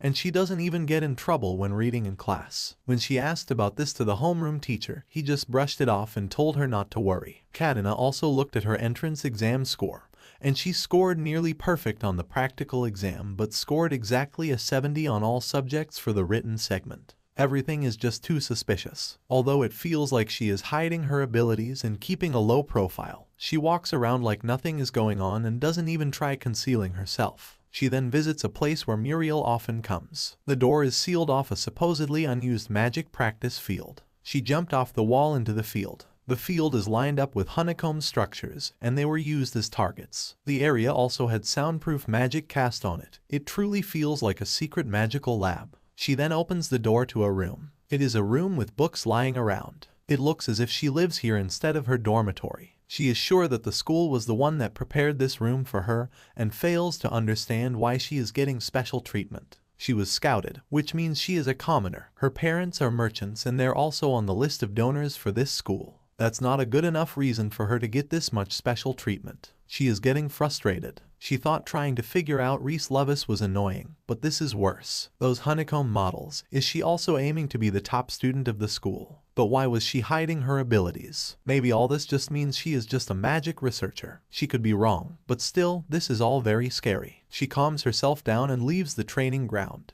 In the cafeteria, Katana stomps her hand at Reese's table and confirms what she heard about Muriel challenging Reese for the duel was true or not. Reese casually replied that it is true that she challenged him for the duel. Lottos says how they were also talking about the same thing. Maybe she could join them. She sits beside Lottos and opposite Reese. Katana asks how much she knows. Wasn't Muriel wanting to be her lover to be closer to his magic? Reese says how he also doesn't understand it. Lottos shares how she didn't think that he was gonna accept a duel against a woman. Reese explains how the duel will take place in the dream realm and nobody can get injured, so if a person challenges him, then he'll respect it and respond with his full strength, no matter what the gender is. Lottos mentioned how she heard that the headmaster himself is going to be the commentator for the duel. That's why the duel became a hot topic around campus. Everybody is also paying attention to Woodrow, as nobody knows who she is, and she is being treated as a mystery fighter. After listening to all this, Katana thinks to herself that the duel must be special as the headmaster himself directly wants to get involved. As Muriel returns to her room, she sees that somebody broke in, but then she ignores it as there is nothing there anyway. Reese Levis was the only person that made her appreciate coming here. She thinks about the day of the first duel and how it completely destroyed the concept of magic she studied and believed in all her life. The speed and quantity of magic circles he did in that duel were amazing, and in a world of superiors and inferiors, he fought just using 2 magic spells. She fell in love with his way of magic and she hasn't felt anything like this since she first read a spellbook in her father's study. To her, Reese is like a one-of-a-kind magical tome of unusual knowledge. She initially wanted to be his lover because it was the most convenient way she could think of to know more about his magic. But at that time she also wanted to convey her feelings and wanted to put his hand on her heart, but his hand slipped to her chest. She was very nervous, and the first thing she said was she wanted to go out with him. She wonders if he would have said the same thing to someone else if they were not Reese. Suddenly, the headmaster enters her room and asks if she came here again and missed her class. She turns around and greets her as sensei, but the headmaster corrects her that she is a sensei to her in front of students. But when there are no students around, she has to call her master. Muriel says all this is very confusing about when to call her what and is a pain in the back. Her master replies it is what it is. As she was still this school's headmaster, no one can know she took a student as a disciple, as it would be a pain in the back for her. She asks what else Muriel needs. She has been fulfilling all her demands since she enrolled here. She then asks why the headmaster was there in her room. She shares how the verification from the video recording has been completed and looks at the phantom locket. Now all that is left is to prove that their hypothesis is true in tomorrow's duel. She ensures the headmaster that she doesn't need to worry as she already knows how she can win. She calculated some leeway in case things don't go according to plan. As long as she doesn't mess up, she won't lose. She is proud of her disciple and knew she could count on her. She then shares that she would like to present her to someone by calling someone to watch the duel. The headmaster hopes that she will have fun. The headmaster comments on how she looked more high-spirited than usual and inquired if she was nervous about dueling in front of the large audience. She replies that she is not at all nervous, but is excited to duel with Reese Lovis, and the audience is just background noise to her. The headmaster then comments on how surprised she is to know that she likes Reese and mentions how Muriel always thought it was a pain when someone bothered her. But with Reese, she is the one who keeps bothering him, and how the tables have turned. She then asked what she will do after finishing her exam tomorrow. She says that she'll thank her master for giving her this opportunity, and then move on to something else. She thinks to herself about all the moments she spent with Reese and thinks that this will be the end of her relationship with him, and her heart aches at this thought. The day of the duel arrives. From outside the arena, he sees all the students in the audience and wonders how excited they are every time there is a duel. Ulfi enters and shares how the students are there to cheer on Reese. Reese asks jokingly if that means he will also be supporting him. Ulfi confirms that this time he actually is supporting him. He asks him what he thinks are the chances of him winning against Muriel. He replies that he has no chance of winning. He knows nothing about her, just that she has two attributes. On the other hand, it's possible that she unraveled all of his magic secrets. Alfie shares how easily she saw through the mechanism behind his magic cannon and acceleration. She figured out how the magic cannon works, even though Alfie never explained it, and Reese didn't even learn it before Alfie taught it to him. He still has confidence that he'll be able to handle the things that come in front of him without even knowing them. He then walks towards the arena. Alfie calls him from the back and motivates him by saying he better win. The only person who Reese will lose to is him. Saradona is again on the mic, and as Alfie enters the arena, she announces today's main protagonist is here. The strong, undefeated first-year Reese Lovis. And it is time to welcome our guest commentator and their special guests, who are directly invited by the headmaster himself. She then asks who she was. The old master giggles and mentions she can call her mysterious Bishaoju-chan. She comments how she is just a little girl and doesn't understand her being there as a commentator. At the commentator table, we can see the headmaster and the old wise man. Reese is surprised to see his master here. Reese and Muriel come to the center of the arena to greet each other. Muriel asks if that little girl is his master. He confirms she is. Muriel wonders what anti-aging secrets she has. Reese then says he wonders why the headmaster is also a commentator today. Muriel shares how she is her master. At the commentator's table, they are talking about how great it is that their disciples are the same age. The headmaster shared how she hopes that everything is to her liking. She shares she can't be sure until she sees what is coming. The referee of the duel is Zest Sensei of the noble class. Everyone is ready. The duel will begin shortly, a battle between each other's beloved pupils. Let's see what they can do and whose disciple will win, the headmaster disciple Muriel Woodrow or the old wise man's disciple Reese Lovis. The headmaster from the commentary table appreciates her pupil and mentions how now she sees that Reese is a spitting image of his master. Everything from his emotions to his speech to his personality, everything is just like his old wise master. He's just like his old master. As the headmaster looks on her side, she sees the old master stuffing her face with popcorn. She asks her if she was going to keep eating during the entire duel as she munches on the popcorn. Sardona is also pissed at this and tells her that this is a commentary table, and if she wants to eat, she can move to the audience. The old wise master replies, while still munching on the popcorn, that she will do her job. Once she's done with her tub of popcorn, she confirms to the headmaster if Reese and she are really that similar, and asks if this is the case with all masters and disciples, as the headmaster has more experience in taking in disciples than she has. What does the headmaster think about this? The headmaster says although she trains her disciples in the same manner as she doesn't recall any of them taking her twisted personality. In the arena, Muriel Woodrow thanks Reese Levis. Reese was confused. Why was she thanking him out of the blue? She thanked him because he allowed her to look up close at his defensive magic. She then apologizes as she will now end his winning streak. Reese, with a smirk on his face, mentions how she looks very confident. Zest Sensei announces it's time to go if the opponents are ready. Reese asks Muriel whenever she is ready. Muriel wants to mention one last thing. She mentions how she doesn't know, but when she gets excited in a duel, she is completely different after this. As they are both ready now, Sensei Zest begins the duel. Sardona announces the duel is about to begin, and in the middle of her sentence, a bright light is seen in the arena. Lados is shocked that he is being so aggressive against Muriel. Reese is excited to see what Muriel has in store for him and starts with acceleration. Muriel blocks that attack with a flame wall, and then another attack with the flame bullet. A splendid battle of both offense and defense is taking place in the arena. Reese's opening move was countered by Muriel. The old master is happy seeing Muriel move and mentions how this girl is really something else. The acceleration has a slight ramp before achieving maximum speed, and she was aiming just for that.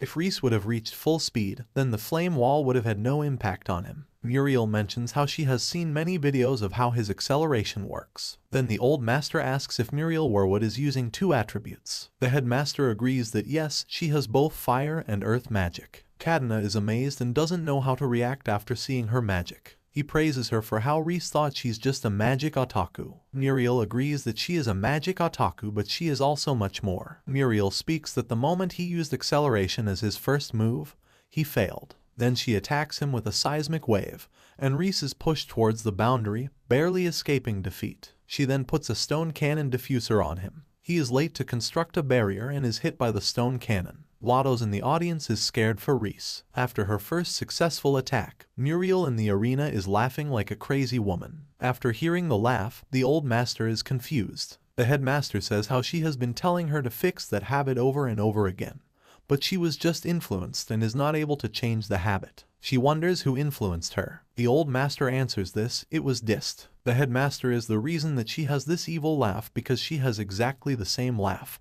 and her disciple laughs just like her. Reese is also taken aback by her evil laugh and understands what she meant when she mentioned that she is a completely different person in a duel. Muriel, showing her crazy side, mentions how glorious it is to have a quirk like his, an anomaly in the school. Reese looks scared as her tone has completely changed. Muriel then mentions how she's already aware of his weakness and now he will lose. Alfie in the audience is shocked that she has found out his weakness. Reese doesn't care if she knows or not. He runs towards her without using acceleration.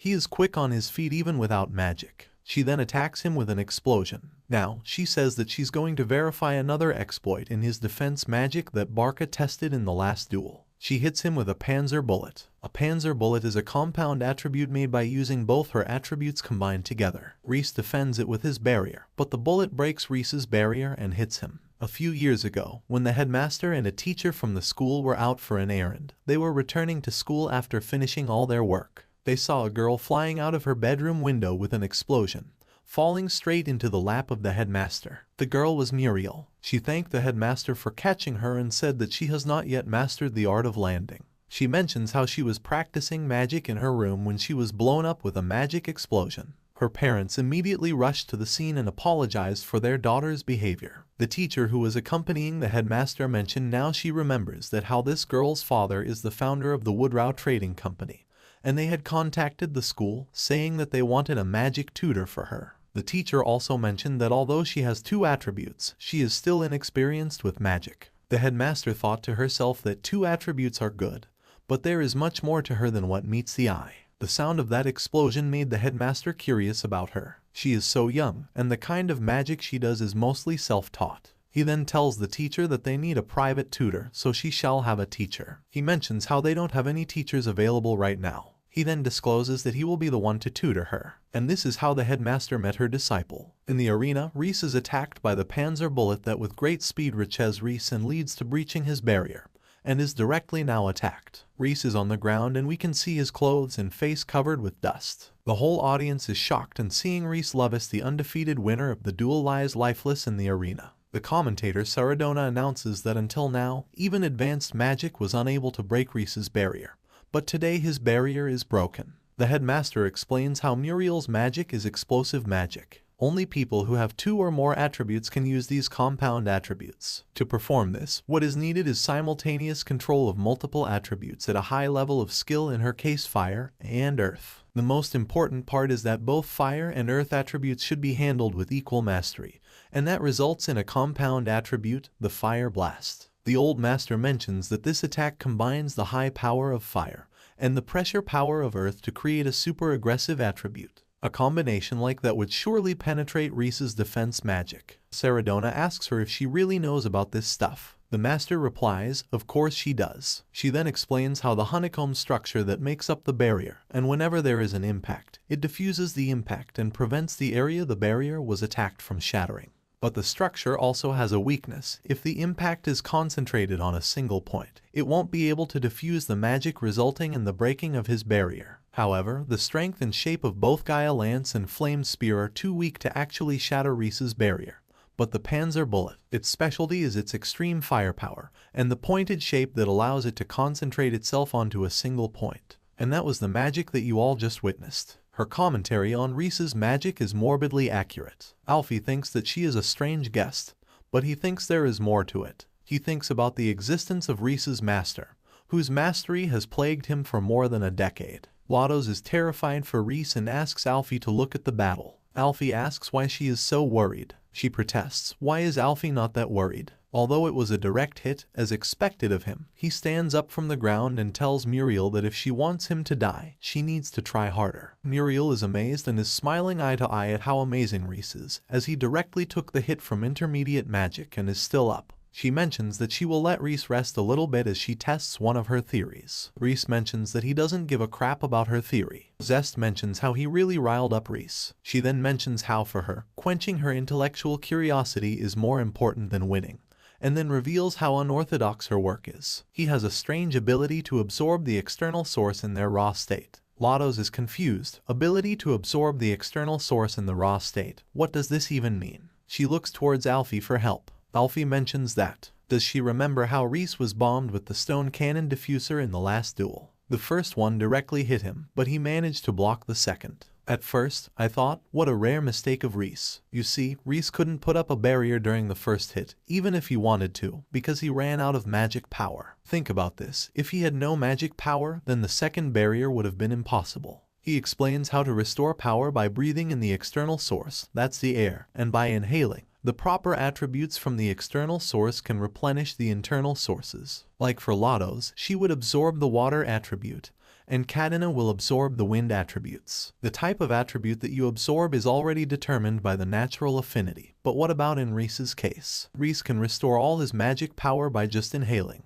When there is no suitable attribute for those with no attribute, you are able to absorb the internal and the external source with your internal source. Reese mentions how amazing Muriel is. Besides the old lady, she was the first person to figure this out on their own. He never thought that somebody would be able to see through him like that. The headmaster is proud of her disciple and asks the old master, so non-attribute secret power is instant magic power energy, and mentions how this was a very flashy way of showing everyone this extraordinary discovery. The old master mentions how Reese was the one who came up with all the flashy performances. Zest is scratching his head at the special quirk Reese has. You can increase the amount of magic that you have recovered through training. There's been no non-attributed person who dares to test this theory until he came along. A time will come when the entire world knows about this. It's going to completely change the way people look at defense magic and the non-attributed. He wonders how many students in the audience are just realizing how this works. Muriel then comments how unfortunate it is that his maximum magic power is so low. Reese smirks at how she knows this too about his magic. Lados is confused. What does this mean? The magical power measuring device showed that he has high magical power. Alfie explains how the device showing light when Reese touched it was all a trick. The first result, when the crystal didn't show any light, was the accurate result. Muriel mentions how his magic power had her confused for a while. It was not until his last duel that she realized that when Reese was in the final phase of the fight, the magic cannon was not at full power, and he had to punch him in the end. At that moment, he was out of magic power. Reese's maximum magic power is far below that of an average mage. In fact, it's even lower than the average non-mage. Muriel discovered that his limit is 3 reflections or 1 acceleration, and after that, the only attack he can do is the barrier. As Reese has so little magic power, she can decode his next move by just looking at the pattern of magic he used. His style of fighting is not about planning but about what's happening in the moment. And this is his fatal weakness. With this, Muriel says how she is done chatting and concludes her story by telling the magical tome called Reese Lovis. She then attacks him with the explosion. Reese is helpless, he is not able to cast the barrier. She then attacks with the Panzer bullet. All Reese can do is keep dodging her attacks. Muriel mocks him, how long can he keep running? In the audience, Lottos comments how this fight looks one-sided. Alfie adds how he didn't think that Muriel could have handled the compound magic so well. Lottos is annoyed by Alfie's calm and composure in this emergency crisis. At the commentary table, the headmaster comments how Reese has been an interesting disciple of the old master, and she is certain he will impact the presence of the future history of magic. But maybe her disciple Muriel was too much for him. The old master just smiles and continues to look at the duel. As Reese gets hit by another blow, he thinks how he was underestimating her. She is the only other magician his age, other than Alfie, who has been able to stay this long in a fight with him, and what happened in the duel with Barca was also because she orchestrated it. How can someone with such a disinterested face plan something like this? Reese then casts Magic Cannon. A bright light appears, but instead of attacking Muriel with it, he hits himself with the Magic Cannon. Everyone is shocked. Is Reese trying to blow himself up? Alfie even stands up at this move and is surprised that someone has finally surpassed him and gotten further in the duel with Reese. But the opponent needs to be much stronger if they still have to win. The old master is also impressed that they had Reese use this. He blasted Magic Cannon in his chest. Muriel is confused. Is he blowing himself up? But that doesn't make sense. Then she remembers the scar on his chest. She realizes there is still something she doesn't know about Reese. Reese then apologizes to Muriel about not taking her seriously, and is ready with all his energy to duel again. Reese has now regained his magical power and transcends. He announces its endgame now and he is coming for Muriel. He leaps at her with heavy acceleration. Muriel notices how this was a multi-step acceleration. Muriel attacks him with a Panzer bullet, but Reese defends it with a new kind of barrier. She notices how this was not his original honeycomb barrier. She then comments how the absurd consumption of magical power is impossible for Reese to sustain. Reese mentions how she should already have a guess how he did it. Muriel then says with both Magic Cannon and acceleration, they were nothing but byproducts unrelated to their original purpose. Seradona is confused about what is happening. Reese's magic looked like self-harm, but it ended up increasing Reese's power. The headmaster also looks astonished. The same is the case with Kadena and Lottos. They are confused about what is happening. Kadena asks Reese how he can use leap acceleration one after the other and if Alfie understands what's happening. If he does, he should explain to them at this moment what is happening. Alfie asks them to calm down and stop bombarding him with questions. Alfie explains that the Magic Cannon was meant to replenish magical power originally. It follows the application of the magic light phenomenon. The old master explains at the commentary table that this is the magic light phenomenon. This phenomenon can only be done by high-ranked magicians. It compresses a vast amount of magical power contained inside the body by refining it into high-density magical power. It's a tactic that follows the use of a large amount of magic at increased speed, although it won't last for that long.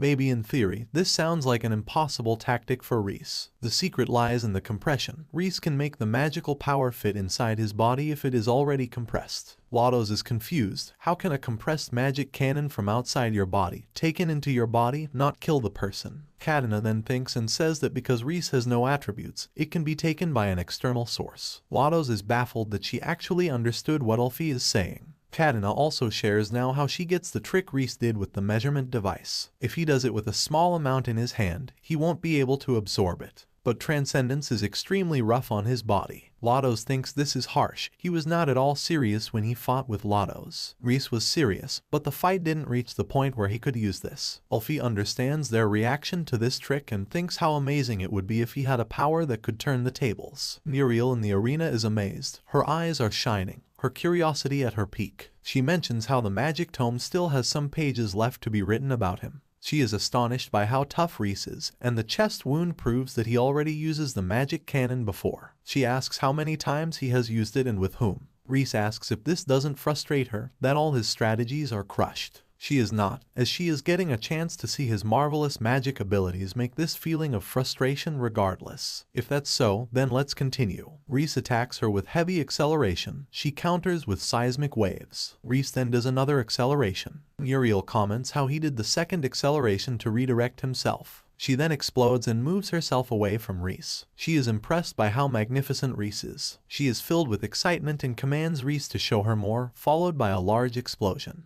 Headmaster turns to the old master and comments on how devious a person she is. Transcendence is such a dangerous technique, but Reese uses it accurately, even from the time his body was still immature. He had endured such deadly training at a very young age, dueling with magical power exploding in his body. The headmaster mentions how the old master has used Reese as just an experiment. The old master didn't like this comment and says she knows how sometimes she and the headmaster don't see eye to eye, but blaming her for this is not right. She continues, explaining that she has only shared knowledge and efficient methods with him and never gave him any techniques. She shares how one day, when she left him alone, he tried this on his own, and she returned to find an unconscious Reese with a wound on his chest, vomiting blood. The next day, the master asked him if his resolution was strong enough to do this to himself, and he replied that the moment he became her disciple, he was all in. She mentions how she has only been assisting him while he runs ahead of himself and does things on his own. She explains to the headmaster that the purpose of a master is to illuminate the path on which the disciple wants to tread. The headmaster is shocked. She didn't teach him the skill, so all she has been witnessing was Reese's own ability. She only realized Reese's potential, which was greater compared to the headmaster's. The headmaster thinks he is really unqualified to be a teacher. Muriel mentions how this fight is pointless for her as she has already gained her purpose from it, and now winning doesn't interest her. Reese, hearing this, shares how Muriel reminds him of his younger self before he met Ulfi. If it weren't for Ulfi, he would be stuck in the Hades forest with the old master, and for her, she would again bury herself in a pile of books. Muriel asks what he means, and he continues that he is not sure if he still wants to be her boyfriend anymore, but he suggests that he could be her rival. Reese sells her the idea that being a rival is so cool because while she can finish a book, a rival stays for life. She says he can only say that if he actually beats her. Reese says that's why she is saying it. They again get into dueling positions and attack with all they have left. She attacks with Panzer Bullet and then a grand explosion. They are both smiling and curious about what the opponent's next move will be. Zest Sensei observes the strange mood in which they are fighting. Reese then makes another attack and asks how it was. Muriel replies that Reese is too soft for her. Everyone in the audience is amazed. It seems like they are in a playground. They look so comfortable around each other. Kadena looks at this and remarks how truly exciting it looks and how she also had this excitement for magic when she was little. Muriel is tired. Her magical power and stamina have almost reached their limit. But she keeps going because she wants to win. She wants to beat Reese. Muriel mentions how this is the first time she has felt this way. Reese is in full power and wants to get close to her to attack, but she is defending well. So Reese decides to attack her from a range and attacks her with a heavy magic cannon. She drops to the ground. Even her superiority in long-range combat is gone. She has no choice but to press on with quantity and attacks with quick-fire Panzer bullets. This is not as strong as single spell-cast magic, but he can see her endurance waning. Reese thinks it's time to end the combat and wants his magic wings to appear, but only one of his wings appears as his transcendence power is all used, and he is again out of power. Muriel mentions how she was waiting for this time when his power would end. She then decides to end it with her last move. The headmaster warns her that if she handles the magic poorly, the barrier will break the magic realm. As Muriel is ready to attack with her trump card, Reese again explodes a magic cannon in his chest. Ulfi explains how his wings are not there just for acceleration. They are also used as supplementary magical power. Once Transcendence is activated, he can keep fighting as long as his endurance lasts. Muriel is amazed. She says he has gone beyond her imagination. They both attack with their strongest moves, and a big explosion occurs. Everyone is looking with wide eyes at the bright light coming from the arena. Muriel attacks with her maximum explosion power, and if Reese's power is at its limit, he will not be able to defend this. But if Reese is charged up, he uses the blast from the explosion and blast strike. Muriel counters with whatever she has left within her, but her power is not enough. Muriel falls to the ground, saying how fun it was to fight with Reese and that she will look forward to doing this again. Reese agrees that they are rivals now, and she will get a chance in the future. She falls to the ground, and a tremendous battle comes to an end. Reese Lovis is the winner. The headmaster claps for Reese and compliments him for this magnificent fight. The audience is amazed by Reese's skills, and there is no one else who can deny that he is talented and his defensive magic is powerful. The headmaster turns to the old master and shares how she wonders if Reese can become the great sage too. She replies that he still has a lot to learn. Muriel is unconscious at the center of the arena with a satisfied smile. The headmaster thinks about how, from the time she has met Muriel, she has had great talent. That level of concentration and disposition to perceive magic as a phenomenon rather than a mystery shows she has tremendous potential to become a magic researcher in the future. One day, when she was her private tutor, she asked Muriel if she wanted to know what lies behind the books. Muriel's eyes lit up with curiosity, and she said yes, she wanted to know a lot more. And then the headmaster brought her to the school. As her master, the headmaster didn't make a mistake. The old master then comments that the headmaster's disciple is quite outstanding, and she did a good job raising her. She shares how, apart from Ulfi, the 4-attribute guy, she never thought anyone else could force Reese to use transcendence. The headmaster is on top of the world hearing this, that the old master complimented her disciple, and laughs a vicious laugh. Muriel is then taken on a stretcher. Zest Sensei sneaks up on Reese and shares how he thinks his transcendence magic is not risk-free, and congratulates him on beating the strong disciple of the principal. Muriel wakes up in a bed, thinking how grateful she is that she came to this school. The headmaster is there, sitting by her bedside. She lowers her head, remembering the duel and how she lost. The headmaster asks her how it was fighting with the old sage's disciple. She says it was something beyond her wildest dreams, a feeling she experienced for the first time, and she enjoyed the battle to the fullest. But then she feels a different kind of pain, not related to the duel, in her heart. The headmaster appreciates her and says it's the first time she has lost to a magician of the same generation, which is something new for Muriel. She then asks her master for a request to be fulfilled. After a few days, when Reese is sitting in his class, the class of nobles, Muriel Woodrow appears, and the teacher announces how she will now be a part of this class. Kadena questions the teacher, Zest Sensei, about the transfer to a noble class, saying it only happens when an existing student is demoted to a regular class. Zest Sensei brushes it off, saying Muriel is an exception and if Kadena has a problem with it, she can duel her. The principal has given permission. Everyone in the class thinks this is unreasonable. Then Muriel moves towards the desk beside Reese and asks the student sitting there to move. When he resists, she replies that if he wants to duel her. The student, scared of dueling her, leaves the seat. Muriel sits in her seat with Reese on her right and Ulfi on her left. Reese asks what she is doing there. She confirms it is nothing and she is just interested in the course of the class. But as Reese is there with her in this class, she still wants to know a lot about him and smiles at him. Reese thinks to himself what a formidable opponent Muriel is to surprise attack him. She just knows she is glad she came to this school.